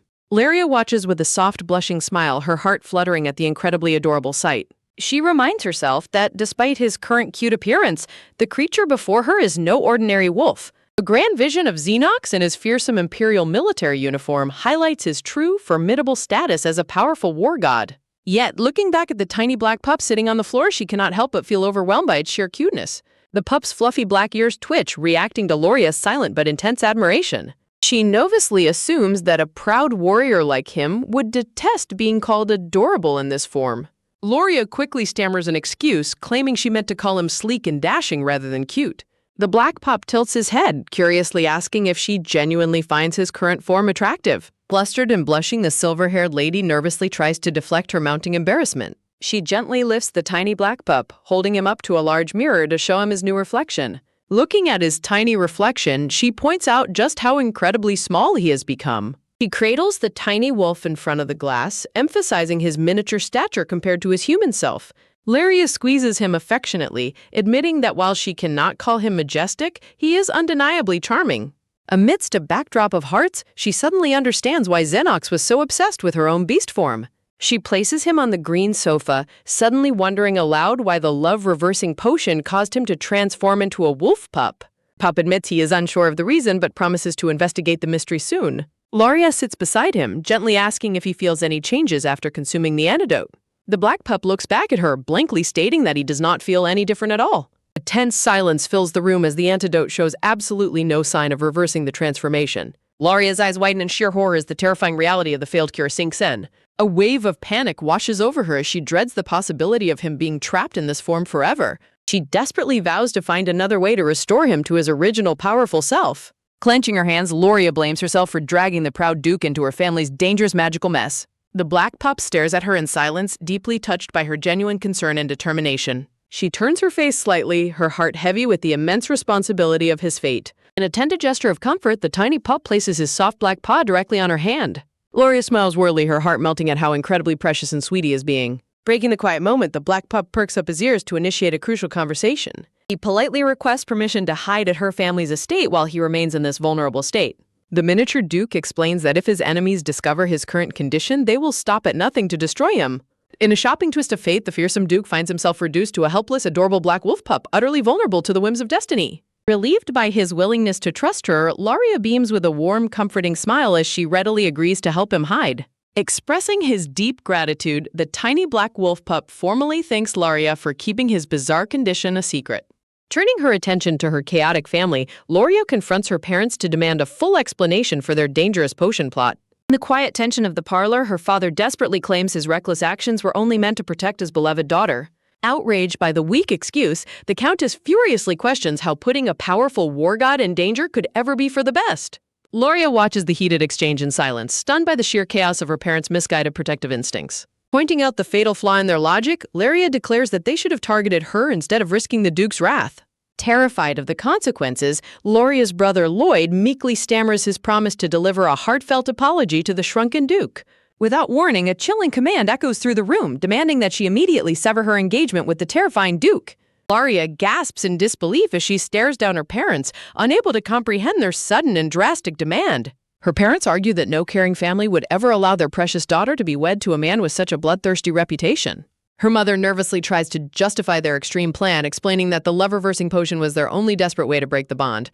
Determined to find a logical solution, Loria keeps her composure as she presses them for any clues on how to reverse the magical mishap. Leaving her remorseful parents behind, Loria immediately seeks out her brilliant brother to analyze the potion's unexpected side effects.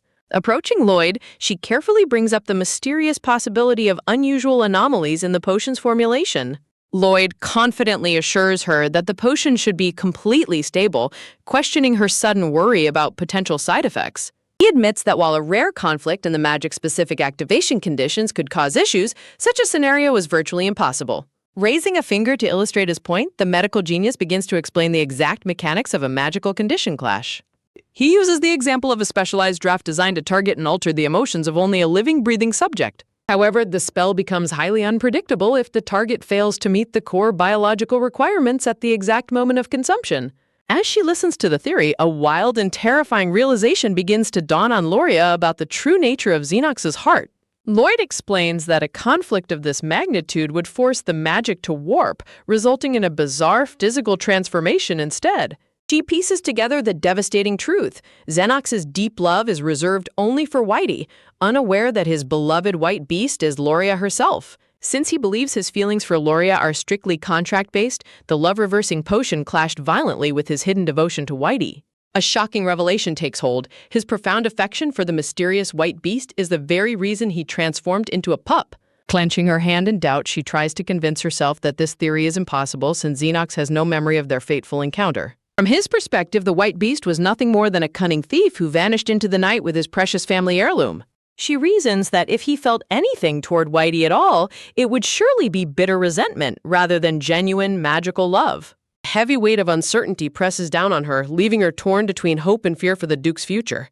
Breaking her train of thought, Lloyd reassures her that most minor potion side effects tend to naturally fade away within a few days. He guarantees that with a bit of patience, the powerful Duke will surely return to his true, imposing human form. Greatly comforted by his professional assessment, Loria softly thanks her brother for easing her mounting anxiety. A bright, hopeful smile returns to her face as she prepares to share the reassuring news with her shrunken guest. Realizing there is no immediate magical cure, she resolves to wait patiently and keep him safe in the meantime. Stepping out under the tranquil night sky, Loria is startled to learn from a maid that the shrunken Duke has already left for his room. Meanwhile, a tiny black shadow slips silently through the grand, quiet corridors of the Rohan estate, moving with determined purpose.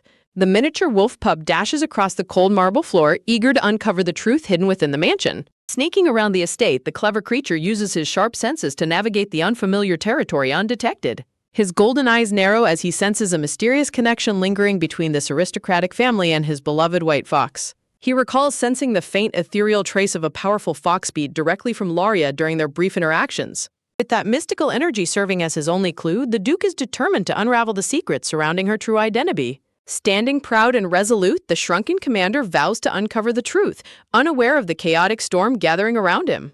Unaware of his stealthy investigation, Loria quietly prepares to face whatever challenges tomorrow might bring. The delicate balance of their secret arrangement hangs by a single thread as both sides harbor their own unspoken motives. With every player in place, a thrilling game of deception and hidden affection is about to unfold in the grand manner. Back at the guest wing, a peaceful silence settles over the sprawling estate as midnight approaches. Pushing open the heavy wooden doors of his bedroom, Loria calls out softly to check on her shrunken companion. A pair of fluffy black ears suddenly pops up from under the cozy white blankets, greeting her with sleepy curiosity. Relieved to see him comfortable, Loria delivers the comforting news that his adorable transformation will soon fade away, leaving them both to wonder what shocking revelations await them when he returns to his true form. Faced with the crushing reality of her family's betrayal, Loria gently questions if their fierce opposition to the engagement has deeply upset her tiny companion. Silence hangs heavy in the room as she looks out, her heart weighed down by the unspoken complications of their fate. Deep in her soul, a painful realization begins to dawn as she admits she might actually be deeply bothered by the forced separation. A sweet display of loyalty, the adorable black pup snuggles warmly against her lap to soothe her aching heart. Gently stroking his soft black fur, she fondly remembers how her own white beast form used to offer comfort in times of distress. A soft, affectionate smile lights up her face as the dark clouds of anxiety briefly part. Seeking to unravel the mysteries of the past, she softly asks the tiny Duke why he was searching so desperately for her white beast form. Meanwhile, dark whispers and terrifying rumors echo through the estate, hinting at the monstrous secrets of the feared war god.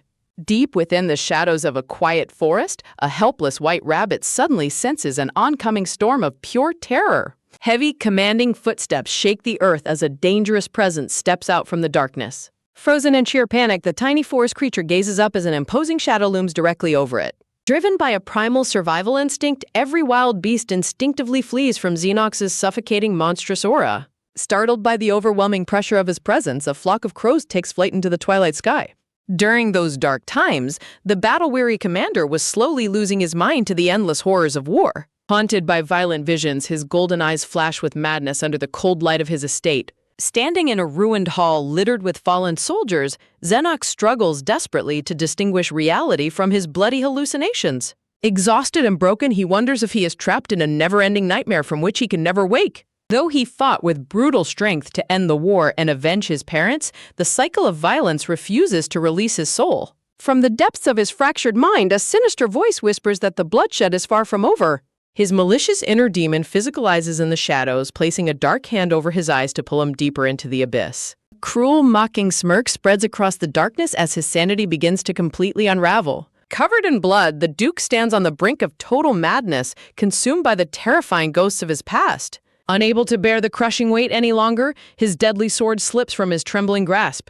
Suddenly, a pure white fox appears in the ruins, staring up at the terrifying commander without a single ounce of fear. Paralyzed by the agonizing cries of his fallen enemies, he stands motionless as the cold wind howls around him. The relentless, mocking voices in his head grow deafening, threatening to shatter his fragile soul.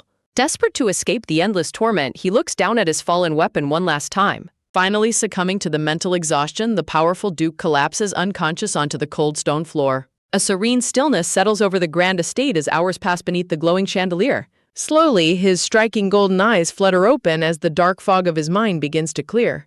Gazing up at the bright sunlight streaming through the windows, he realizes he has returned to the safety of his bedroom. Clutching his aching head, he groggily wonders if he has fallen victim to another violent blackout.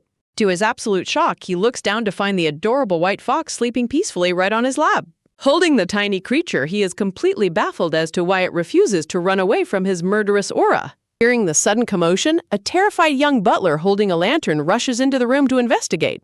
The Duke fires back an icy, commanding glare that instantly freezes the trembling servant in his tracks. Cradling the sleeping white fox protectively in his arms, Xenox demands answers from the uninvited intruder. Terrified of the Duke's legendary wrath, the trembling butler bows deeply and stammers an apology for his intrusion. Dropping to his knees, the frantic servant begs for mercy, hoping to escape the war god's terrifying judgment. Ignoring the frantic pleas, the stern Duke coldly demands to know the sleeping creature's name. The butler panics and shouts his own name, only for the annoyed Duke to quickly correct him. Sheepishly, the servant explains that the head butler gave the cute fox a fluffy-sounding name due to her soft appearance. Having heard enough, the Duke dismisses the nervous servant who eagerly flees the room in sheer relief. Following that fateful night, the curious Duke regularly seeks out the mysterious white fox.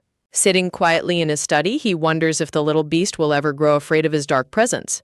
Despite his constant attempts to push the magical creature away, his efforts prove completely futile. Defying his cold demeanor, the brave little fox marches right back into his room holding a metal dish in her mouth.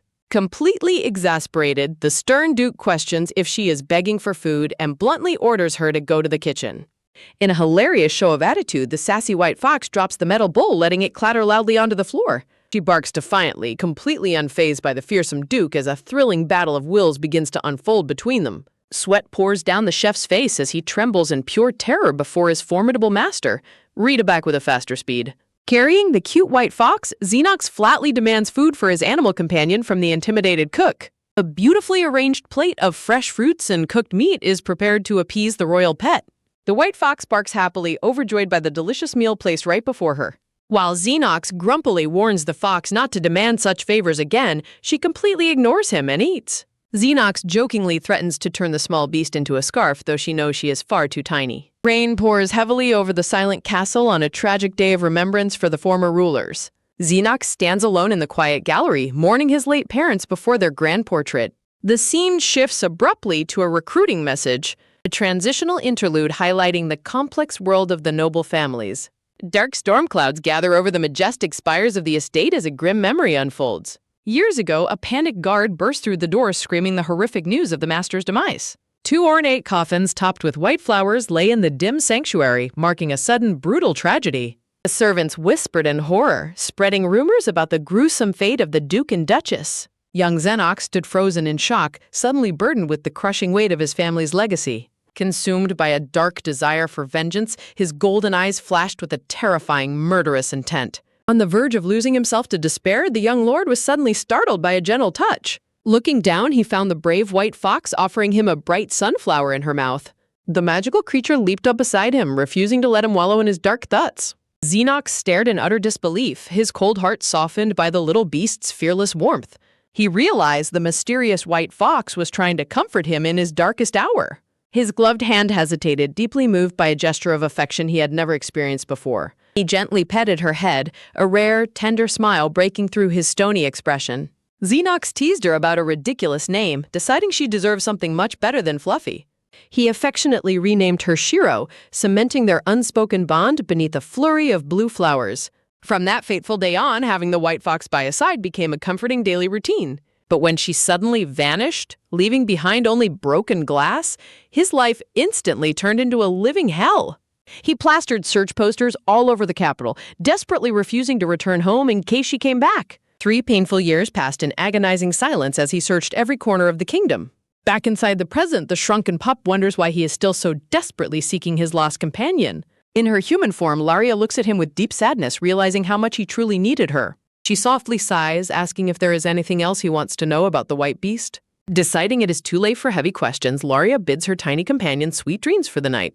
Lying in bed, she questions whether Xenox truly missed her or if he only wanted his family heirloom back. Yet she cannot deny that the fierce commander had always been incredibly gentle and kind to her. She remembers how he lovingly dressed her up, resolving to prepare some things for him during his stay. A bright smile returns to Laria's face as she plans a secret shopping trip for the following morning. The dark night fades away as a beautiful, clear blue sky welcomes the dawn of a new day. Golden sunlight bathes the Grand Rohan estate, marking the perfect morning for a stealthy excursion. Dressed in traveling clothes, Loria quietly chats with the pup, warning him about the worries of her family. She knows her protective relatives already dislike Xenox and would react violently if they learned the truth. She shivers at the thought of her father and mother plotting to eliminate the Duke if they ever found out. Sensing her sudden tension, the black wolf pup looks up with sharp, focused golden eyes. Shaking off her fears, Loria giggles happily as she packs her bag and prepares to head out. Bright sunlight illuminates the bustling streets of the city, welcoming the disguised noblewoman. Using a glowing magical circle, Laria teleports herself and her tiny guest directly into the bustling town. Carrying the black pup safely in her leather satchel, she cheerfully asks if he is comfortable. She decides that finding a proper, comfortable pet bag should be their very first priority. Laria happily imagines grooming him with fancy brushes and ribbons, giggling at how adorable he will look. Staring blankly from the bag, the proud commander wonders how his terrifying life has come to this ridiculous point. Determined to find his lost companion, Xenox uses an engagement contract to search the estate but finds absolutely nothing. Under a starry sky, the mysterious white fox looms, casting doubt on whether the Rohan family is hiding her. A sudden jolt of realization shatters the tense silence of his deep thoughts. Sitting in a travel satchel, the proud commander laments being back at square one when Laria speaks to him. Loria halts in the bustling street, worried that her tiny companion is finding the bag too tight. With gentle care, she scoops the small black pup out into the warm morning light. Cradling him close, she rejoices at how soft and warm her tiny passenger is. She softly admits she is simply mimicking how gently he used to carry her years ago. Clutching a cute new shopping bag, she continues her stealthy stroll through the city. Her eyes sparkle as they stumble upon a high-end jewelry store in the bustling city district. Admiring a brilliant red gem, Laria is surprised when the pup boldly offers to buy it. She instantly crushes his pride by reminding the formless Duke that he has no wallet. The silent sky echoes his solution to just charge everything to his massive family estate. A mysterious bystander passes by the Grand City fountain as purchases are easily settled. Suddenly, a booming voice commands them to stop, freezing Loria in absolute terror. Confronted by royal guards, Loria holds her breath as she recognizes a familiar face. Her eyes widen in shock upon realizing the handsome blonde man is the crown prince himself. The blonde prince beams with joy, celebrating their incredibly lucky and sudden encounter. He eagerly approaches Loria, asking if she has any recent news of the missing duke. The atmosphere grows heavy as the prince brings up Xenox's desperate search. The prince reveals that Xenox's target is Shiro, sending a shockwave through the hiding wolf. The scene pauses briefly for a transitional update from the creative team behind the story. Laria gasps in panic, desperately demanding to know what the prince means. The prince quickly dismisses his companion's worries to keep their conversation private. Leaning in close, the prince whispers a secret as the black pup watches suspiciously from below. Panic mounts as Loria wonders how the royal family could possibly know Xenox's secrets. The prince shrugs off any suspicion, completely unaware that the duke is right at his feet. He laughs off the absurd idea that this tiny, adorable pup could ever be the fearsome war god. In a hilarious turn, the prince suddenly panics, realizing the tiny beast truly is the missing duke. Staring up at the towering clock, they discuss the absurd curse that transformed the duke. Examining him closely, the prince reluctantly admits the pup possesses a wolf's sharp features. The pup growls fiercely, demanding answers about Shiro as the prince tells him to stay calm. The prince recounts a mysterious dream where Xenox was embracing a beautiful white fox. Loria stands completely bewildered by the sudden mention of a prophetic royal dream. The prince explains that having prophetic visions is a mystical trait unique to the royal bloodline. A grand depiction reveals the legendary powers of the fox, wolf, and royal clans. He admits his inherited power of foresight manifests through vague, prophetic dreams. He reveals alarming rumors about illegal smugglers capturing rare, magical beasts in the city. With reports of a captured white fox at today's auction, the determined pup demands its location. Loria worries for his safety, questioning if he should infiltrate the auction in his current state. The prince grins, pointing out that his small, unassuming form is the perfect disguise. Knowing she is the true Shiro, Loria worries Xenox might be led into a trap by a fake. Driven by guilt for his curse, Loria resolves to help the duke reclaim his true form. The protective wolf pup sternly warns her of the immense danger ahead. Refusing to back down, Loria offers a warm smile and insists they face the danger together. Staring up with blazing golden eyes, the tiny commander prepares for the upcoming battle. Inside a speeding carriage, Loria confidently declares she has devised a perfect strategy. Inside the carriage, Loria looks startled as the prince lays out his bold infiltration plan. The prince explains that smugglers will target a rare black wolf, making him the perfect bait.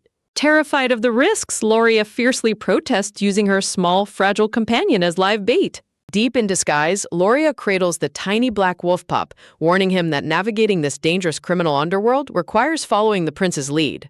Striding forward with quiet determination, their stealthy footsteps echo through the shadowy entrance of the venue. A stern guard blocks their path with a raised spear, demanding to see their official invitation. The prince smoothly steps in to handle the guard, casually demanding to speak with the auctioneer directly. When the guard remains hesitant, the prince confidently warns him of a massive missed opportunity, hinting at the ultra-rare beast they brought.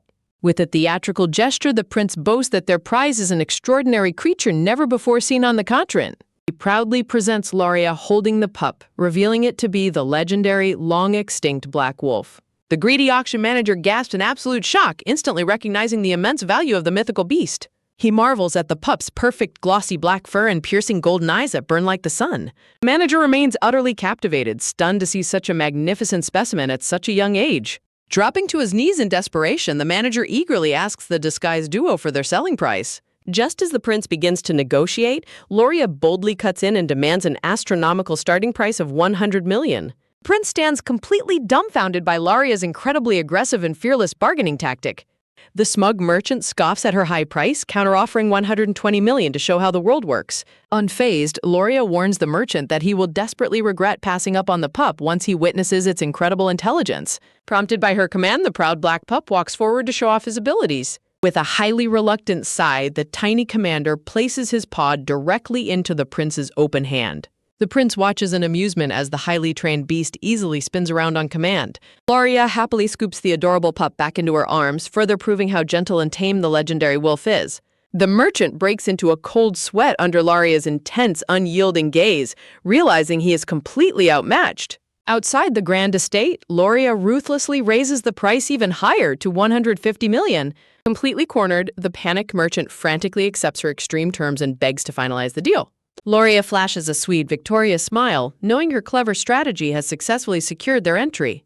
The grand doors open to the bustling main hall, welcoming wealthy guests to the capital's finest rare animal auction. As they walk to their seats, the prince comments on Loria's surprisingly terrifying business sense. The eccentric host takes the stage under a bright spotlight, enthusiastically welcoming the crowd to the bidding war. Sitting in the private box, Loria quietly worries if the real Xenox is doing okay during his infiltration. The prince notes her unusual concern for the fierce commander, while Loria secretly realizes her target Shiro is not here. She decides to hold her tongue, keeping her deep thoughts hidden as the dark auction begins. Meanwhile, heavy footsteps echo through the dark, cold prison cells beneath the auction house. Two patrolling guards discuss a disobedient beast sent to the training room, unaware of a sudden shadow lurking behind them. With a swift, silent blow, one of the guards is instantly knocked unconscious before he can even sound an alarm. Deep in the shadows, the cell's iron bars are violently torn open as a mysterious force escapes captivity. Back in the Grand Theater, the host loudly announces the next exotic creature up for bidding. Loria scans the stage, realizing they are likely saving Xenox's target for the very end of the show. Suddenly, a violent spark of dark energy flashes through her vision, catching Loria completely off guard.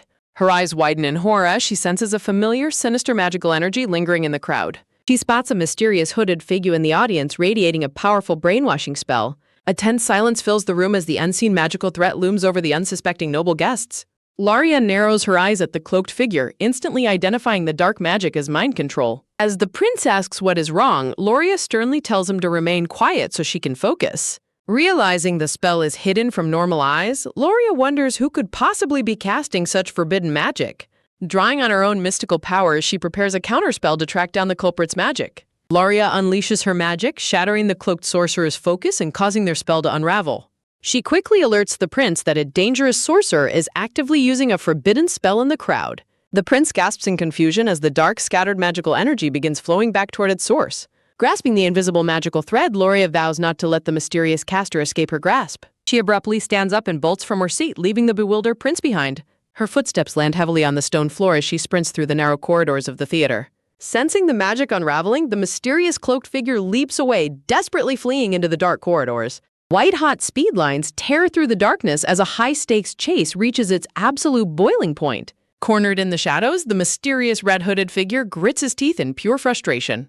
The sinister sorcerer laments losing the perfect chance to gather his planned sacrifices. As he peeks around a pillar, Loria realizes a dangerous spellcaster has infiltrated the auction. Suddenly, brilliant blue magical chains erupt from the cobblestones to trap the fleeing target.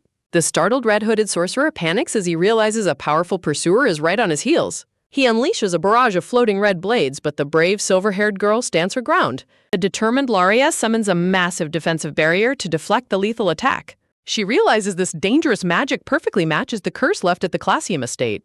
The dark sorcerer prepares a forbidden spell as a massive red magic circle surrounds him. Knowing the risks, she quickly checks her pouch of glittering jewels to fuel her next move. With a deafening clash, she charges forward to block his deadly red blade with her barrier. The sorcerer scoffs in irritation, shocking her as she recognizes the deep voice of a middle-aged man. Knowing a prolonged battle favors her enemy, Loria prepares to end this quickly. Channeling her raw power, she focuses her mystical energy to unleash a decisive, crushing blow. She resolves to gather all her magical reserves for a single devastating strike. The dark sorcerer gasps in horror as her overwhelming magical pressure begins to build. In a desperate bid to counter her, he frantically draws a red magic circle to defend himself. She summons glowing blue chains to bind him, demanding to know where he thinks he is going. He scoffs as he exerts his dark power, easily shattering her conjured chains into pieces. To her absolute horror, the sorcerer reveals a sinister red potion and prepares to use it. She watches in sheer disbelief as he pours a thick puddle of blood onto the ground. Talk about a dramatic exit! Menacing pitch-black smoke begins to rise from the pool of spilled blood. The corrosive dark magic sizzles against her leg, sending a jolt of panic through her. Horrified by the massive red magic circle over the city, she realizes he intends to detonate the entire area. She screams in panic, knowing the innocent auction guests are still trapped inside. Pushing past her limits, Loria desperately conjures a massive barrier to stop the explosion. Her catalyst gem cracks under the pressure, channeling an immense surge of magical energy. A blinding shockwave rips across the night sky, neutralizing the threat just in time. As the dust settles, she stands alone on the empty street, wondering if he escaped. Exhausted and panting heavily, she struggles to catch her breath after overexerting her magic. Her glowing blue eyes widen as she processes the terrifying strength of her mysterious opponent. Staring down at her trembling hands, she realizes just how close she came to absolute disaster. Standing alone in the quiet alley, she wonders who that monstrous spellcaster could possibly be. Deep beneath the city, a heavy red gate glows with ominous pulsing energy. Clinging to the wall, the injured sorcerer stumbles down the dark palace stairs. He grits his teeth in agonizing pain, furious that his master plan was ruined. Slapping his fist against the stone wall, he curses his terrible luck in a fit of rage. He wonders how an intruder of such caliber could possibly exist in this city. He suspects that the pure white energy he faced might belong to a legendary foe. He quickly dismisses the thought, believing the cowardly white fox would never act so boldly. Pulling back his hood, the red-haired man burns his cloak, declaring the plan is merely delayed. He steps onto a glowing red teleportation circle, vanishing into thin air. The scene shifts to a grand golden palace hall gleaming with celestial decor. A brown-haired assistant politely greets the arriving leader as he enters the chamber. The red-haired chief of the Sorcery Bureau, Venetian Hashir, listens with a stern expression. Dark magic swirls as they confirm that a dangerous intruder has breached their defenses. The scene transitions briefly to highlight the creative team behind this epic fantasy story. Back inside the main hall, the auctioneer loudly announces the arrival of the final item. Under the bright spotlight, the host dramatically prepares to reveal the grand highlight of the night. The tense operation hits a critical turning point as Laria slips back into the VIP box, relieved the blonde prince doesn't question her brief disappearance. On the brightly lit stage, the flamboyant auctioneer confidently promises the crowd a reveal that will leave them utterly speechless. Murmurs of excitement ripple through the elite crowd as the host hypes up a legendary, undiscovered baby beast. The crowd gasps as the host announces the legendary black wolf with golden eyes is up for grabs. Tension peaks under the grand chandelier as the host prepares to declare the massive starting bid. Loria nearly loses her mind in shock when the starting bid opens at an astronomical 200 million. The blonde prince watches with an amused smirk, thoroughly enjoying her sheer panic. With a theatrical flourish, the host commands the stagehands to finally unveil the legendary beast.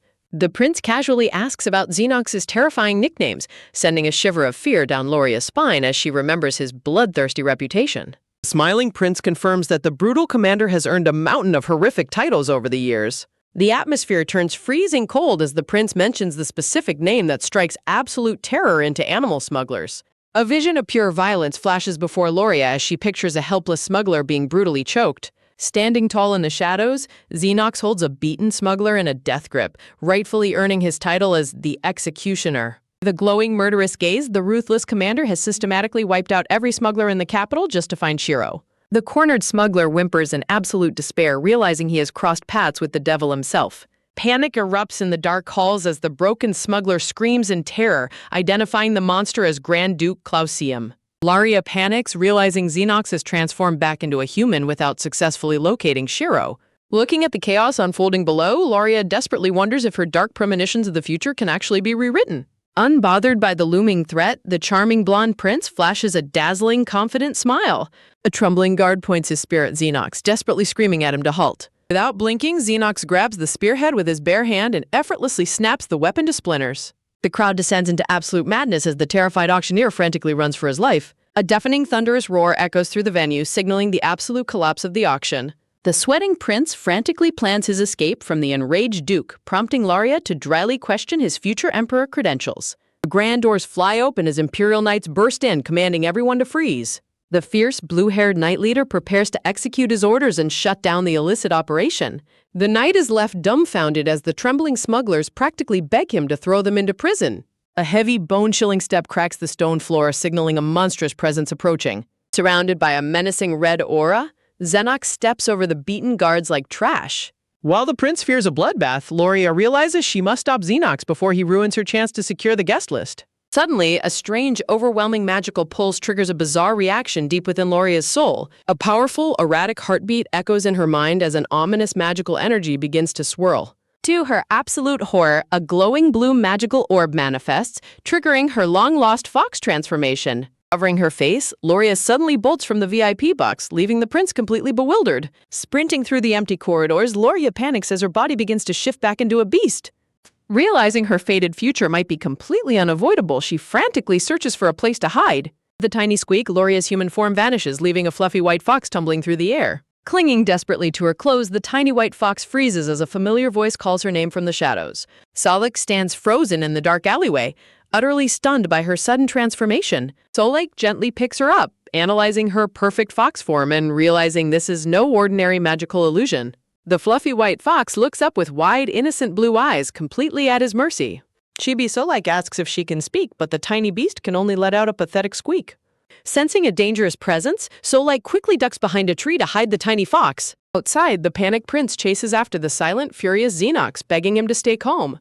Xenox's golden eye narrows as his heightened senses lock onto a familiar scent nearby. The Night Guard leader flinches, instantly sensing the overwhelming pressure radiating from the Duke. With lightning-fast reflexes, the beast commander whips his head toward the dark alleyway. The prince asks what happened, but freezes in shock as Xenox mutters the name of Shiro. Changing his path, Xenox takes a heavy step directly toward the hidden fox's location.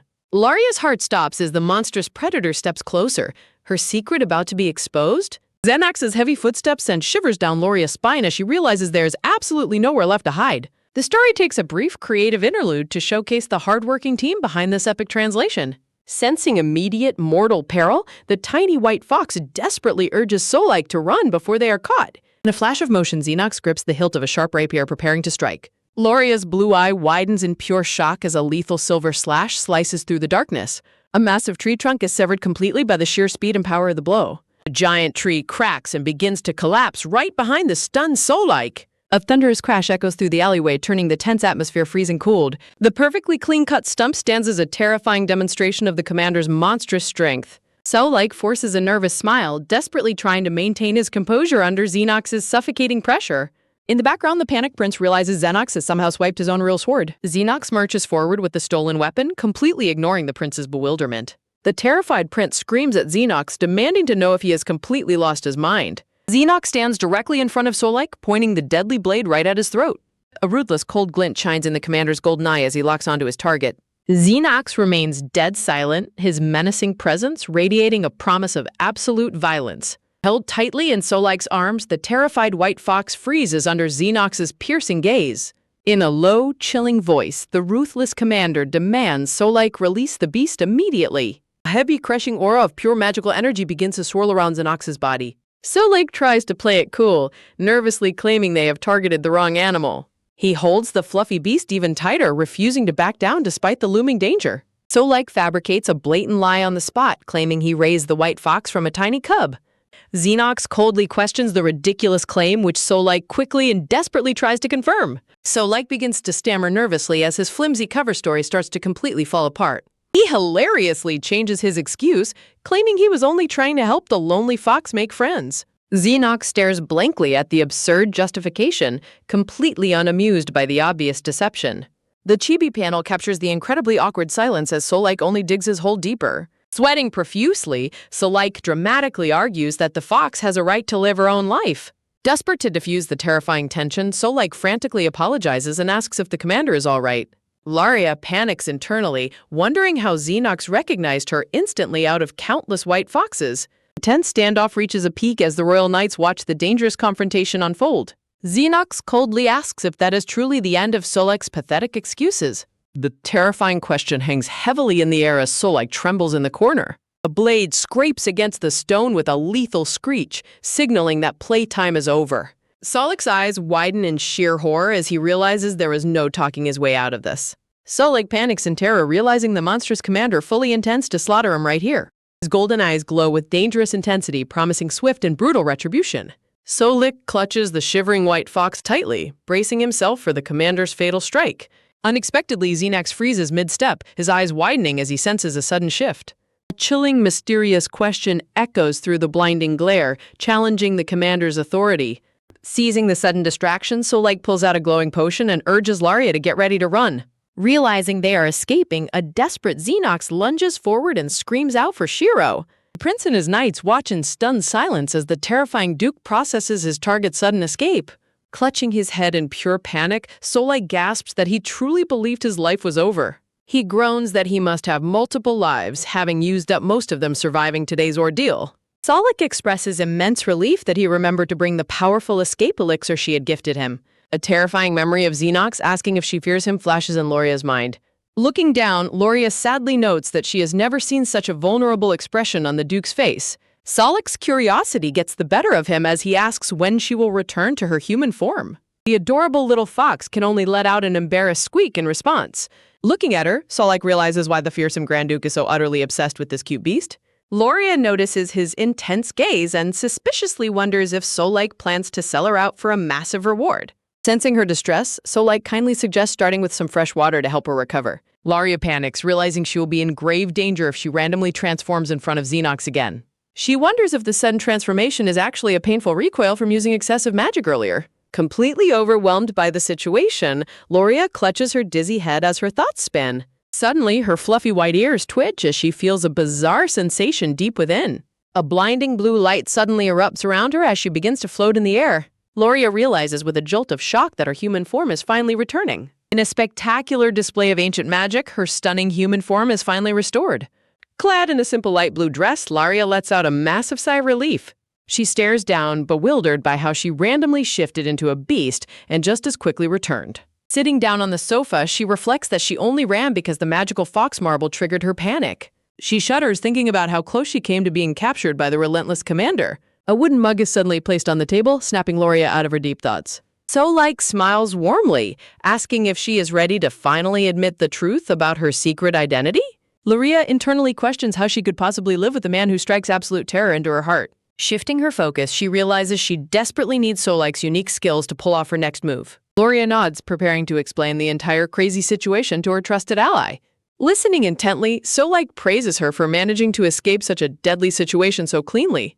He asks her how she can bear to live alongside someone who terrifies her so deeply. Solike questions if she is actually taking the Duke's side, leaving Loria in awkward silence. Changing the subject, Solike asks what she was doing at the illegal auction house in the first place. Loria explains she was gathering information, noting that valuable treasures are always hidden in the shadows.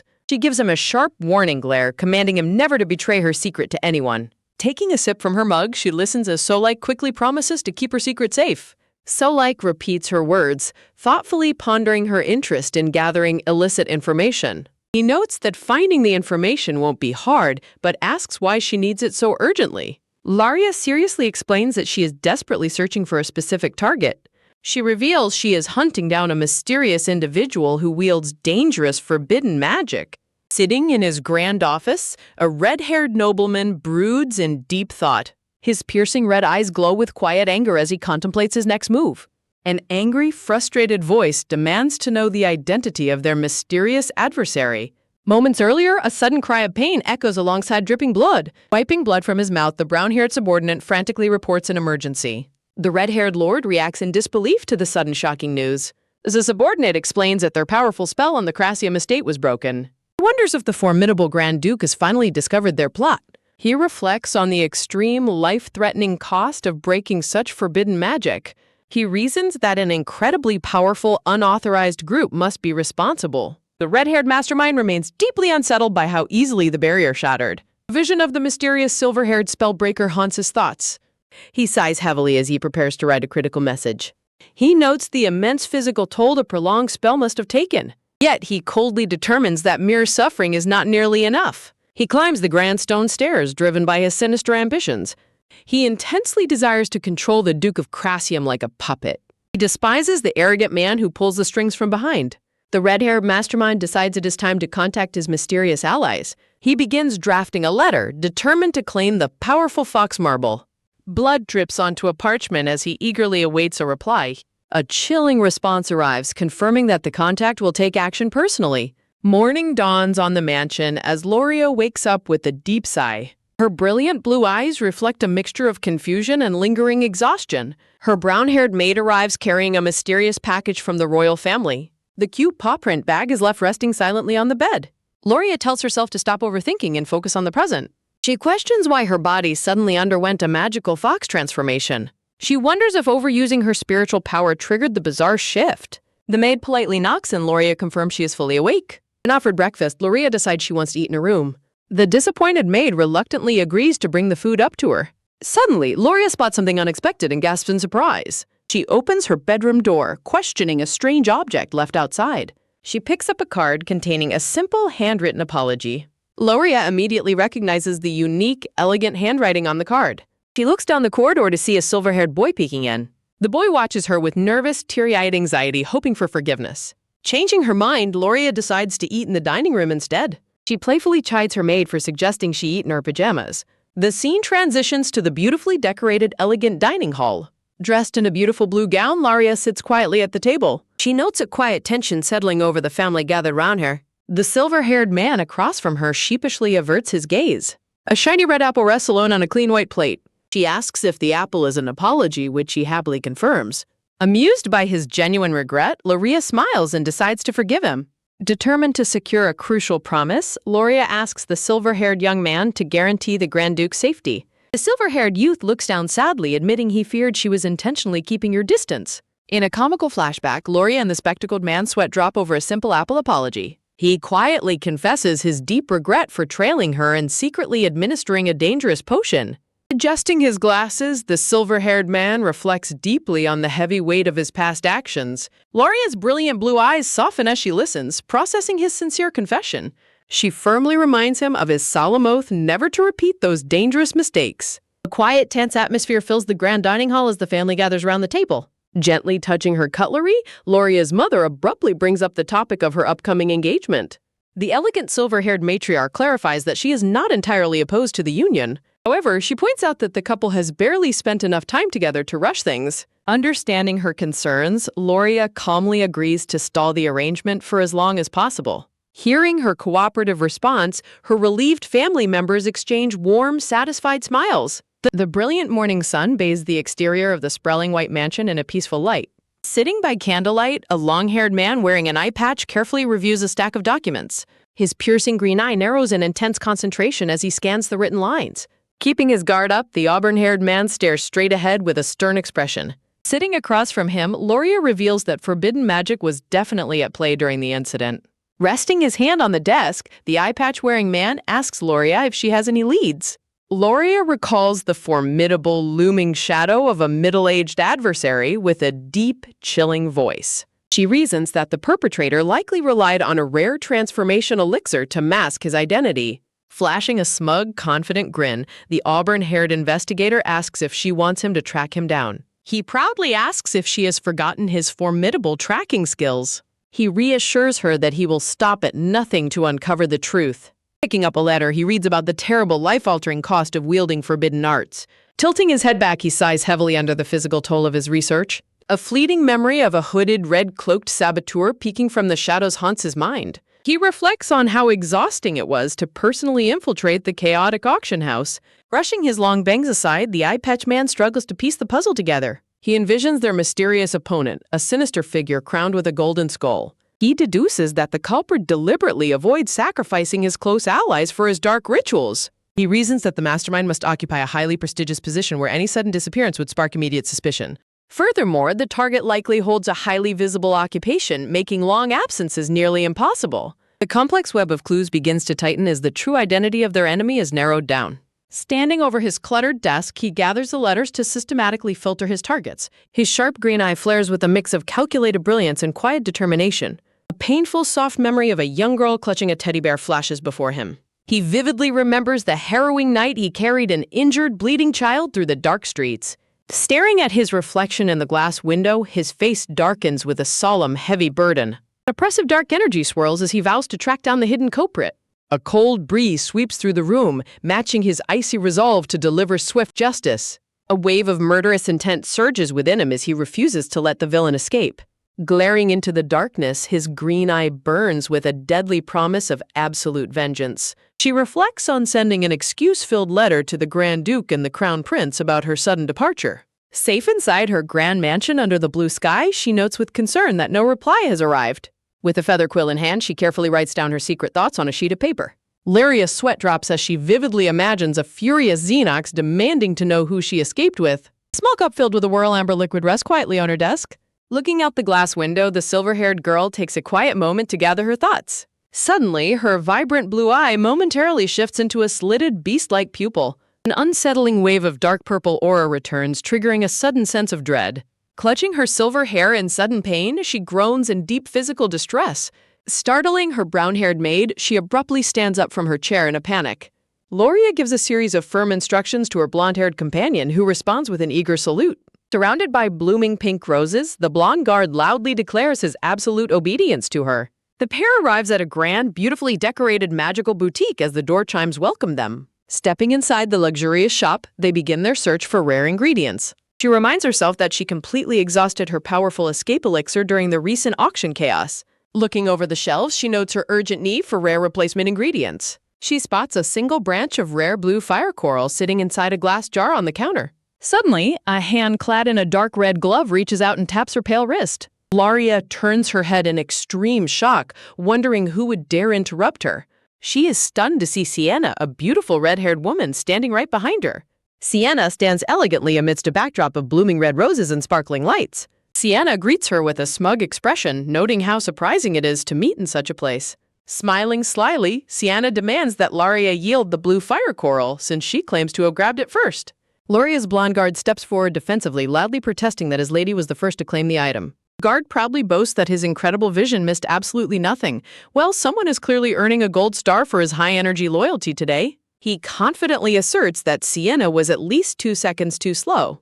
Sienna's companion, a man in a red military uniform, reacts with intense anger at the guard's remarks. The companion fiercely demands to know what kind of beastkin the guard is, while Loria holds her head in embarrassment. The guard proudly retorts that he is a plains dog with exceptionally sharp eyesight. Ignoring the childish bickering, Loria calmly asks the brown-haired shopkeeper if they have any more blue fire coral in stock. The shopkeeper apologetically explains that it is not harvesting season and more stock won't arrive for 3 months. The shopkeeper scratches his head awkwardly, feeling caught in the middle of a tense dispute. A tense silence settles over the room as both women stare down at the highly coveted item. They both know that this rare ingredient is strictly used for crafting intermediate or higher-level elixirs. Sienna looks at Loria with a mixture of suspicion and mock pity. Sienna internally questions what someone who supposedly cannot brew elixirs plans to do with such a rare ingredient. Loria reflects that only a select few master sorcerers are capable of crafting high-level elixirs. She confidently reveals her secret intent to brew a powerful elixir herself. Sienna is left utterly dumbfounded, asking if Loria actually possesses the skills to brew them. Loria flashes a proud, confident smile as she confirms her abilities. The shopkeeper points out that there are 2 eager buyers but only a single piece of coral left on the shelf. Sienna slyly suggests letting the shopkeeper decide fairly which of them deserves the item. Sweating profusely, the nervous shopkeeper stammers that the person who arrived first should have priority. Loria freezes in disbelief as she locks eyes with her smug rival Sienna, while the nervous shopkeeper sweats profusely between them. Sienna snaps open her ornate red lace fan, attempting to mask her aggressive demands behind elegant high society posturing.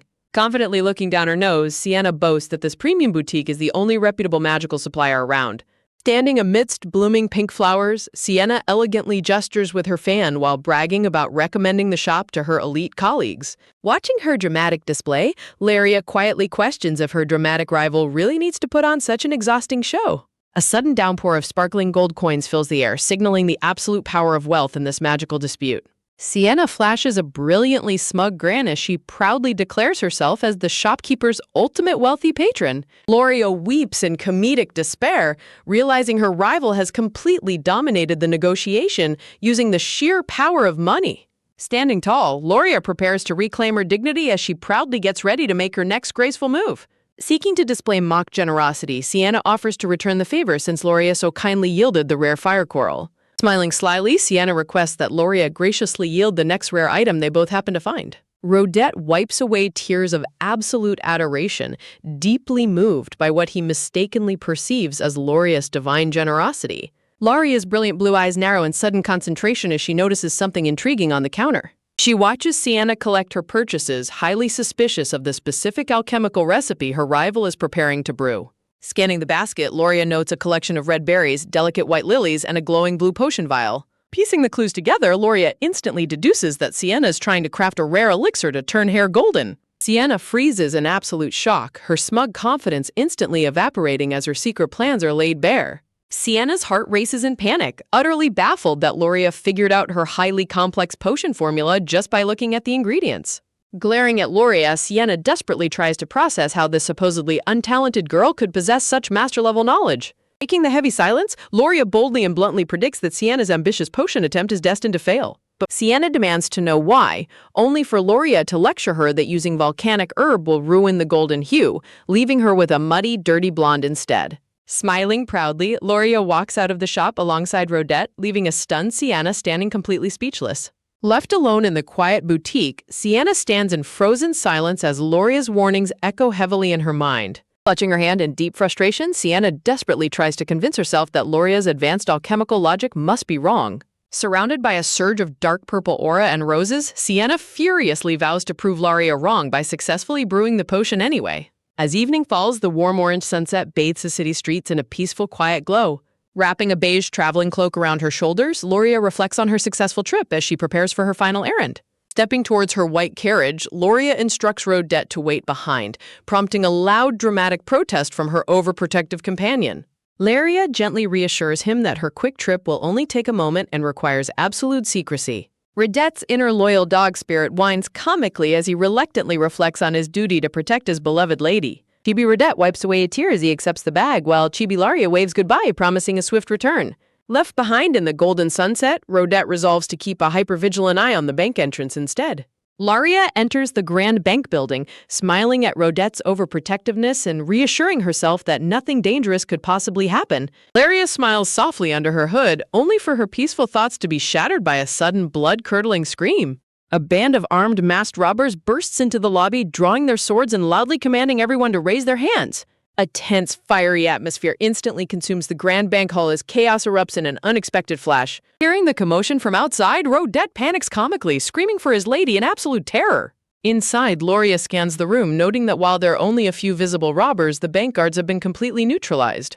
The terrified hostages raise their hands in fear, confirming Loria's suspicion that the staff outside have already been captured. Hiding behind a pillar, Laria grips a glowing pink magic crystal, calmly assessing her options to avoid drawing unnecessary attention. The lead robber confronts a terrified bank manager, demanding his absolute compliance. Pressing his cold steel sword to the manager's throat, the robber fiercely commands him to open the heavy vault door immediately. Trembling with fear, the helpless manager quickly agrees, walking forward with the robber's blade pressed firmly against his back.